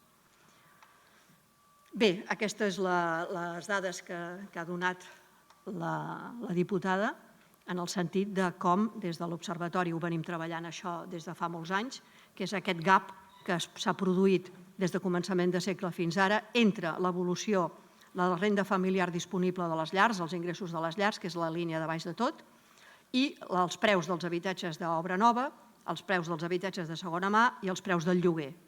I aleshores, efectivament, tal com ella deia, entre l'any 2000 i el 2022 la renda familiar disponible hauria pujat un 58%, l'obra nova un 172%, la segona mà un 123% i el lloguer un 114%, és a dir, el doble. Llavors, sempre ho explico, crec que aquesta gràfica concretament és la gràfica que ens diu quina és la política d'habitatge que s'ha de fer en el segle XXI, que no és una política necessàriament quantitativa com ho va ser en el segle XX, sinó una política de mirar com aprimem aquest gap, que va ser brutal durant la bombolla, evidentment, aquesta va ser la gran castanya de la bombolla, ara no estem tan alts com amb la bombolla, però vaja, amb els lloguers, pràcticament estem amb lloguers per sobre dels que teníem amb la bombolla. Tornant als estudis que fem des de l'Observatori, sabeu que en fem un, que és el Laboratori d'Oferta i Demanda, i aquí veiem com es comporta l'oferta en els portals immobiliaris i com es comporta la demanda. I aquí el que veieu és que un 50%, en aquest cas he triat una transparència de Catalunya, el 50% de la demanda, que és la línia fosca d'aquí, es mouria, busca anuncis per sota dels 800 euros al mes de lloguer. I què hi troba per sota dels 800 euros al mes? Un 18% de l'oferta. I si ara barregem dos estudis, que és una cosa que ha fet el Miquel Correa també, que és barrejar aquests estudis dels portals immobiliaris, de quina oferta trobem als portals immobiliaris i l'estudi de demanda, que és el que presentem avui, aquí veieu que en l'àrea metropolitana de Barcelona el 64% de les persones que cerquen habitatge a l'àrea metropolitana de Barcelona, de lloguer, el cerquen per sota dels 800 euros. Aquí teniu menys de 400, de 400 a 600, de 600 a 800. Aquests 3 línies liles d'aquí són les persones que busquen, segons l'enquesta, habitatge de lloguer a l'àrea metropolitana. Quina oferta troben en l'àrea metropolitana a aquest preu? Un 3,3%. I només dels habitatges entre 600 i 800. Per sota de 600 no hi ha oferta d'habitatge de lloguer a l'àrea metropolitana de Barcelona. I després tenim un altre, un 23%, un 22,9%, que busca entre 800 i 1.000 i només troba un 12%. Per tant, diguem-ne, com diuen en castellà, huelgan les paraules. Per acabar, no sé com vaig bé, les propostes, no?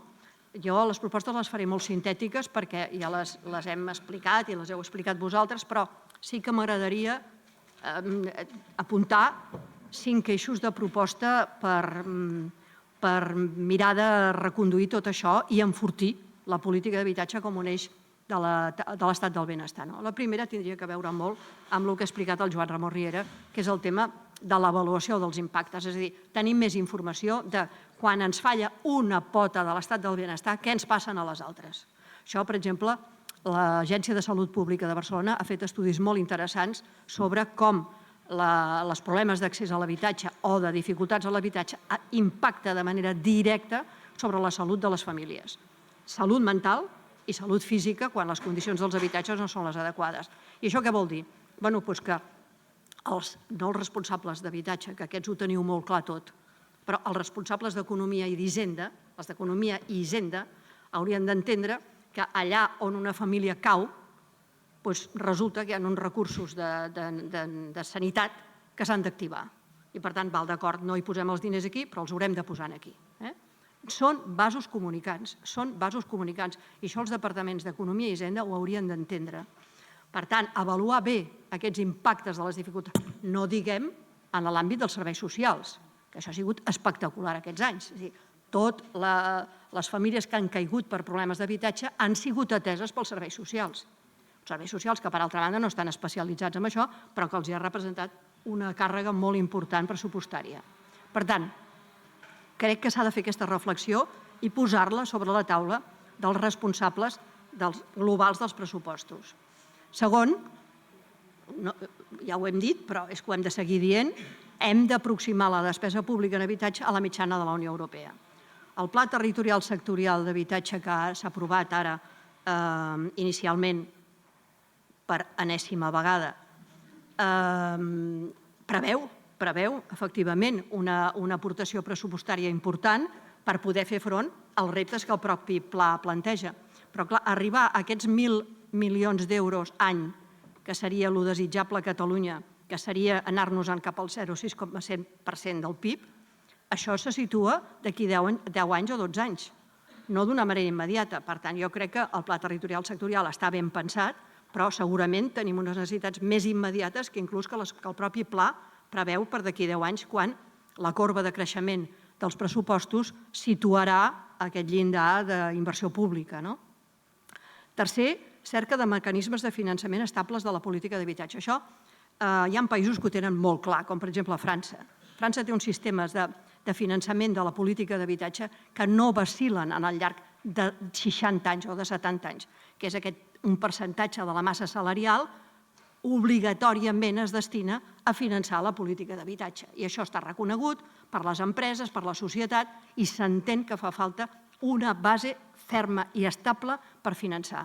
Perquè aquí ja no estem parlant només de pressupostos públics, sinó de la possibilitat de finançament, que és amb el problema que ens estem trobant ara, quan volem promoure habitatge de lloguer, tant els públics com els privats, i els de sense ànim de lucre, i no sabem d'on ha de venir el finançament per poder tirar endavant aquests projectes. Per tant, els mecanismes de finançament són importantíssims i, ja dic, en aquest cas no són pressupostaris, però són de sistema d'habitatge. La planificació a mig i llarg termini és fonamental. Aquí finalment anem pel bon camí. Crec que el pla territorial va per aquí, però també els plans locals d'habitatge. Doncs aquesta planificació, que sobretot hauria de voler dir un compromís sense vacil·lacions al llarg de 20 anys o al llarg de 30 anys, que tot el que heu vist abans de les gràfiques que us he passat, clarament paguem un peatge altíssim de les vacil·lacions que ha tingut la política d'habitatge a Espanya i a Catalunya des de l'any 50. I finalment, ja ho ha dit, me n'alegro que a més ho ha dit el representant de l'àrea metropolitana, que a nivell de l'àrea metropolitana s'està organitzant un pacte metropolità per l'habitatge. Ja ho sabeu, jo preconitzo la necessitat del pacte, ho vam fer-ho l'any 2007, vam fer un pacte nacional per l'habitatge de Catalunya, això absurdament l'any 2011 es va considerar que no feia falta, aleshores jo crec que és imprescindible el pacte d'estat, a nivell de l'Estat, a nivell de Catalunya, per fer precisament donar aquest consens que es demanava, aquest consens de tots els elements que integren el sistema de l'habitatge, que no és només el sector públic, sinó que és el sector privat, i arribar en aquesta política de concertació, que és imprescindible, que introduïm a casa nostra. I res més. Moltes gràcies.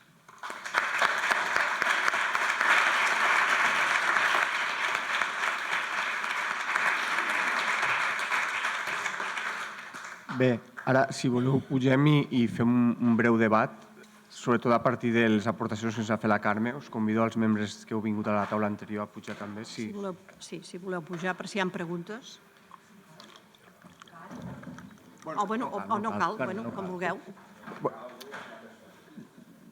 Sobretot Carme, aprofitaríem aquesta estona que ens queda abans de la pausa també, perquè al final t'hem fet córrer una mica a tancar la presentació de les polítiques, perquè em sembla que no en recollim moltes preguntes. Aleshores, tindrem una mica el moment per algun d'aquests instruments que ens apuntaves de polítiques. A la sessió jo crec que s'ha plantejat força bé aquesta dualitat, Carme, relacionant amb la teva explicació de com es veu, es planifica, es pensa la política d'habitatge des del sector de l'habitatge, amb els diferents nivells administratius, amb aquestes perspectives de la necessitat de planificació, la necessitat de pacte, i com això contrasta amb la realitat d'uns pressupostos públics en els quals el sector de l'habitatge s'hi troba amb altres sectors, sobretot quan es negocien els pressupostos amb els diferents nivells administratius, en els quals no es fa valer, veritat, perquè aquesta visió que ens explicava la Carme, en la qual l'habitatge no és només per ell mateix com a sector important reivindicar una part del pressupost, sinó que és això, la frase aquesta de són vasos comunicants, el que no s'inverteix en habitatge s'acaba invertint en altres sectors de serveis de benestar. Una mica tindríem uns minuts per si voleu fer alguna aportació sobre com es podria avançar en aquesta línia, que sembla que sigui el punt en el qual s'encallen sovint les reflexions que fem al voltant del sector de l'habitatge. Tenim aquí el micro, si vol us passo. Puc parlar de pactes, una mica la idea seria l'aprofundir en aquesta qüestió i avançar-nos a tothom, si voleu, o Carme. No hi ha hagut preguntes? No. Doncs vol dir que ho hem deixat molt clar, no?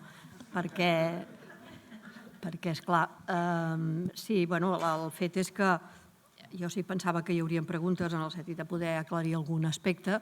Jo la idea del pacte, sobretot, no cal insistir, és a dir, per mi és evident, no m'hi he referit, he dit un parell de vegades la paraula sistema d'habitatge, crec que la clau està en aquesta paraula. L'habitatge, la provisió del servei habitatge a la societat és un sistema en el que intervé el sector financer, el sector productor privat, les administracions públiques, el tercer sector. Aquest sistema ha de treballar de forma integrada, ha de treballar de forma coordinada. I llavors el pacte té aquesta virtut de posar a tothom a la taula i mirar d'arribar a acords i consensos amb les polítiques que es determinin. Tot el que es fa sense arribar a acords o consensos corre el risc de a curt termini, a més o menys curt termini, acabar no funcionant perquè arriba a tenir algun tipus de posició contrària, de delegacions en contra, i per tant de tirar enrere, això ho coneixem perfectament amb moltes de les legislacions catalanes que finalment són portades al Constitucional, són tirades enrere, per tant són una política de batzegades que només fa que desorientar el conjunt del sistema. Per tant, qualsevol mesura, encara que sigui no tan aparentment exitosa com es podria pretendre si es fa de forma unilateral, per tant més moderada, però pactada, té moltes més garanties de continuïtat en el temps i moltes més garanties de solidesa i de seguretat jurídica per tots els operadors del sistema.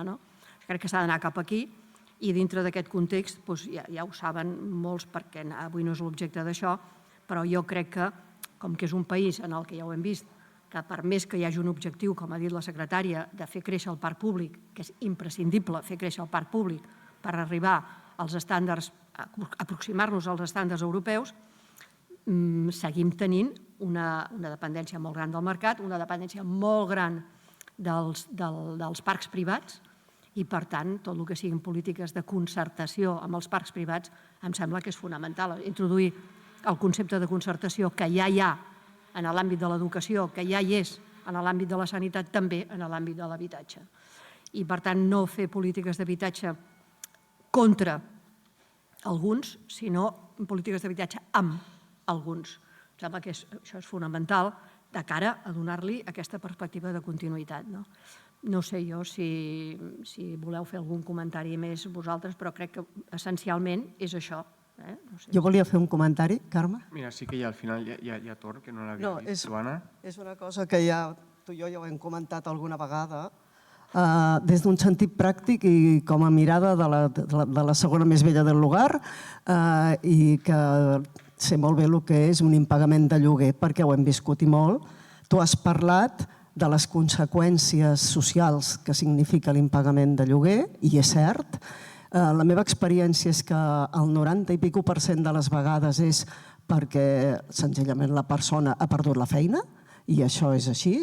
I per mi hi ha una manera molt més pràctica que la que tenim avui, sense castigar el propietari obligant a fer un lloguer social, que no hi estic en absolut d'acord, perquè castiga a una persona que hauria d'estar fent les coses que hauria d'estar fent l'Estat, sinó que és molt més senzill. És posar en una equació quan val seguir pagant el lloguer d'aquella persona, que no se senti que rep caritat, sinó que algú està tutelant que aquest lloguer se segueixi pagant, a la contra, posant a l'altra banda de l'equació un anàlisi de costos, que els tinc jo ben apuntats aquí, que serien cost de totes les despeses de la taula del tercer sector, que això val hores i hores de persones, més les despeses judicials, més tot el que significaran les despeses socials amb cost hora, més comptant que aquesta persona, quan entra en una situació de falta de feina i ha d'anar a buscar feina, si sap que li està aparellant la seva habitatge, que és el que més la lliga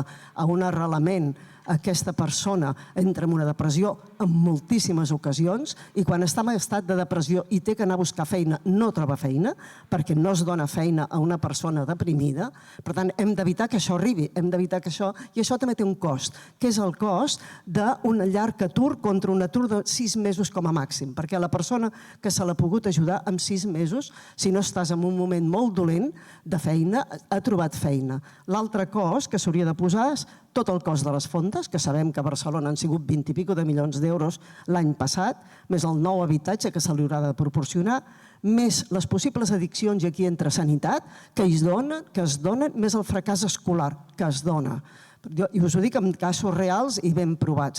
Us dic tot aquest cost sumat contra el millor haver de pagar 24.000 euros de lloguer, que són 2 anys, que inclús es pot fer a tipus de crèdit, a tornar quan sigui, perquè aquesta persona no se senti tan malament, és de veritat que amb una banda i l'altra de l'equació no hi ha res a veure.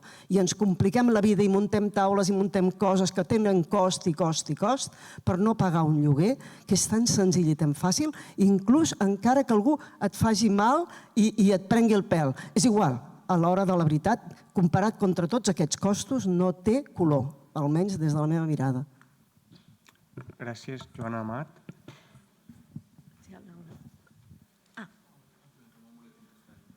Hi havia alguna... Mira. Sí, és sobre això. No, molt ràpid. És que m'ha semblat molt interessant la teva intervenció i a l'hora de reflexionar-hi, en matèria d'habitatge, i de ben segur la taula que estàvem aquí, hi ha dos grans paquets de polítiques. La política estructural i la política d'atenció a l'emergència. I segurament hem parlat molt de la política estructural, de la part macro, i no hem abordat la part d'atenció a l'emergència que en el dia a dia ens ocupa moltes hores, i és una part molt important. I a l'hora de fer l'atenció a l'emergència, jo crec que venim d'un històric on hem fet molta política de reacció i poca política de prevenció. Hem sabut reaccionar davant del desnonament, hem sabut reaccionar davant de situacions crítiques de drames humans bastant forts i que tots coneixem pels mitjans de comunicació, altres que no surten als mitjans de comunicació però també existeixen. Però, en canvi, de ben segur, una de les coses que tenim pendents a acabar de construir i desenvolupar són les polítiques de prevenció. És el què fer abans que es doni el drama, el què fer abans. I aquest què fer abans, de ben segur, és de les coses, això, que hem de treballar, calcular, perquè tu has fet aquí un escandall, perquè és evident, i això està estudiat en tots els àmbits, també en salut, per exemple, ja que hem agafat l'exemple, que les polítiques de prevenció de salut sempre són molt més barates que les polítiques assistencialistes de salut. Doncs segurament en habitatge, segur, passa el mateix. O sigui, ens sortirà molt millor normalitzar un sistema d'ajut al lloguer, per exemple, que no pas engegar tota la maquinària que implica un desnonament. Sí, Manel. Aquí tenim una paraula.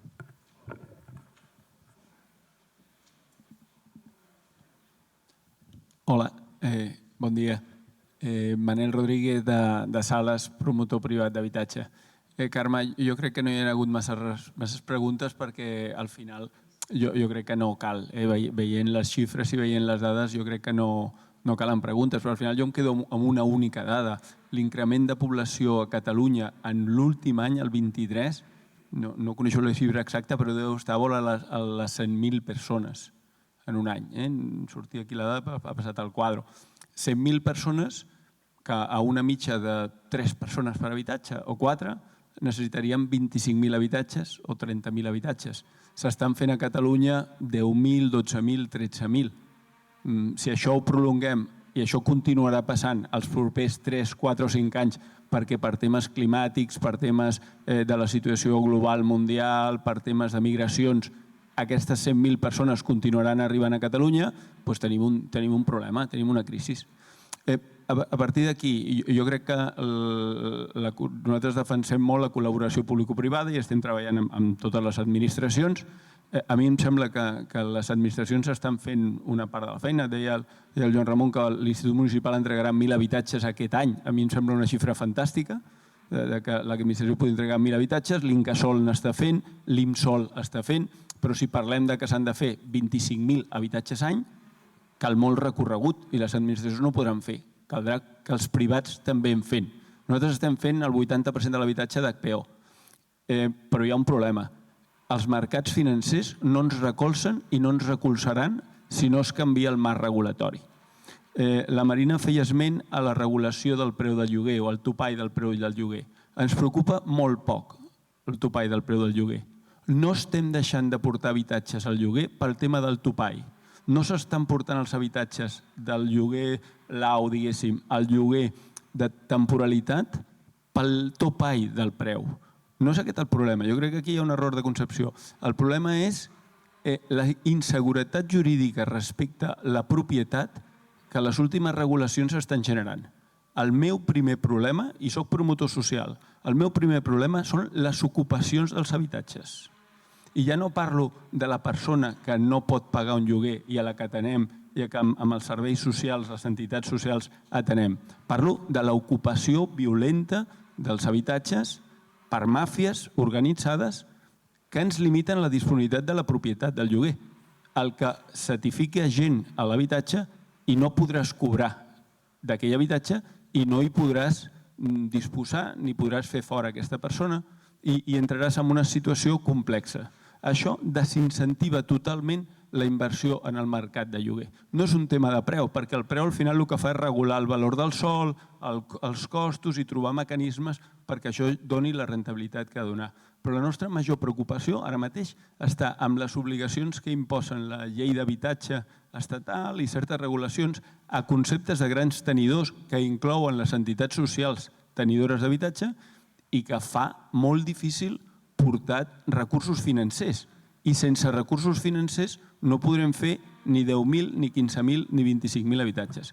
Jo crec que cal diferenciar la necessitat social d'atendre les persones que necessiten habitatge del dret a la propietat i el dret a obtenir un rendiment per aquella propietat. No es pot traspassar als privats l'obligació de l'administració d'atendre els serveis socials. Això està generant un col·lapse i no estem fent habitatge. Hi ha molta demanda, però no l'estem fent. I els privats no l'estem fent perquè l'activitat econòmica que implica promoure habitatge no funciona o no té garanties. Estem una mica fora de...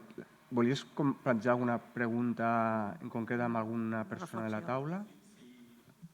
Si s'entén i si hi ha alguna previsió de modificar certes normes de la darrera llei per facilitar la promoció privada d'habitatges.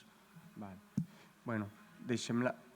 deixem la pregunta, sí, és un tema. Deixem aquesta pregunta també aquí i aprofito per plantejar una altra que ens ha arribat per escrit, que era el mecanisme que havíem previst una mica precisament per no allargar-nos tant en les exposicions, que és en relació al proveïment d'habitatges, pensa vostè, és una pregunta dirigida a Carme Trilla, de David, que és possible arribar a tenir, no és David Monjil, no acaba de llegir el cognom, en relació al proveïment d'habitatges, pensa vostè que és possible arribar a tenir un parc públic suficient per donar cobertura a les necessitats que tenen els nostres municipis? En aquest sentit, la recuperació de l'habitatge privat pot ser un element central durant aquests primers anys, una mica relacionat potser també amb l'estratègia del pla territorial sectorial. Quines altres mesures proposaríeu? És una pregunta una mica àmplia que enllaça amb alguns dels temes. Ens donem un parell de minuts per acabar de respondre això i passaríem ja... Sí, perquè estem ja fora de temps, però a veure, que fa falta més parc públic ja ho hem comentat, això i les possibilitats que tenen els ajuntaments en aquests moments, els ajuntaments estan sent extremadament dinàmics amb la posada a disposició de sòls públics per fer noves promocions, tant fent-les ells directament o de forma consorciada o amb drets de superfície amb promotors privats i amb promotors sense ànim de lucre i amb cooperatives. Per tant, això ja està marxant. Ara, evidentment, caldrà que això es produeixi de forma més generalitzada i el pla territorial d'alguna manera també ho planteja. Per tant, jo crec que sí que cal fer créixer aquest parc, però, evidentment, sempre serà un parc petit comparat amb la resta del parc que tenim i, per tant, totes les mesures en relació a la resta de parcs són fonamentals. I en això jo lligaria amb el que ha explicat, el que ha demanat el Manel Rodríguez, d'aquesta idea d'introduir la seguretat jurídica. Crec que és fonamental, perquè si no el control de rendes es confondrà les conseqüències del control de rendes amb la inseguretat jurídica derivada no del control de rendes, sinó dels processos de desnonament i, diguem-ne, com els propietaris queden a la intempèrie quan estan en situacions de processos en els que hi ha un impagament important o una ocupació i que han de fer front a aquesta situació sense un recolzament per part del sector públic. És a dir, que treballar en aquesta línia crec que és fonamental i ho anirem predicant a tots els àmbits de l'administració perquè d'alguna manera serveixi de contrapès a la protecció de la vulnerabilitat de les persones que estan en aquests habitatges. No sé, jo penso que crec que ho deixarem aquí. Ja heu baixat ja bastant a lo concret després del plantejament molt general. Allà hi ha una pregunta. És breu? Molt breu, sí. Jo celebro que pensem que hem sabut actuar en l'emergència. Jo crec que no. Jo fujo ara del tema de la planificació, que està molt bé, evidentment, però el meu dia a dia és actuar en l'emergència. I ens trobem, per exemple, que els ajuts pel pagament de deute de l'Agència de l'Habitatge actuen sobre el deute. Doncs quan ens ve gent, atenem a gent que preveu que no podrà pagar, li has d'explicar que no la podrem ajudar si abans no ha generat un deute. I ara bé, sembla que tendim a orientar a les persones a que generin deute. Jo, per sort o per desgràcia, visc en un municipi mitjà, a la Garriga, 17.000 habitants, i a vegades sabem qui és la propietat, i a vegades, depenent de qui és la propietat, podem orientar a que la gent generi deute, perquè mira, el propietari del teu pis no li vindrà d'aquí, però a vegades no. És pervers, quan estic informant, atenent a la gent així, jo em sento malament. O també ens trobem que a la mesa d'emergència només pots iniciar el tràmit quan hi ha data de desnonament. I clar, això és un contrasentit, perquè també a vegades tendeixes a obligar. Clar, tu informes i la gent decideix, però clar, li estàs dient, si no hi ha demanda, si no hi ha data de desnonament, no podem iniciar el tràmit de mesa d'emergència i s'evitarien moltes demandes i despeses judicials i coses d'aquestes. I tot el que significa una demanda d'estrès per totes les parts que intervenen. I clar, a vegades són finals de contracte, a vegades són deutes que es podrien arribar a solucions pactades molt abans d'haver d'arribar a una demanda i a un altre desnonament. I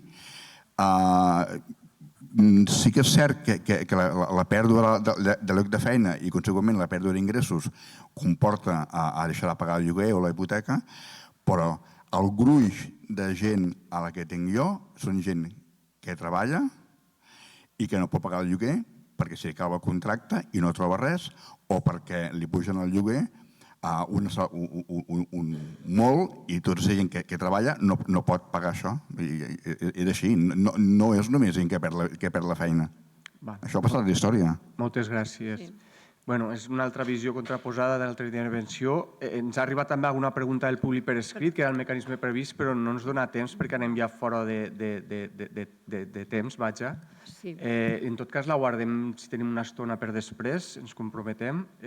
Gràcies per les vostres aportacions. Fem una pausa i tornem a l'hora que teníem previst, que és a les 12, donem 5 minuts més, 12 i 5. Sí, 12 i 5, 20 minuts. I ens veiem aquí. Gràcies.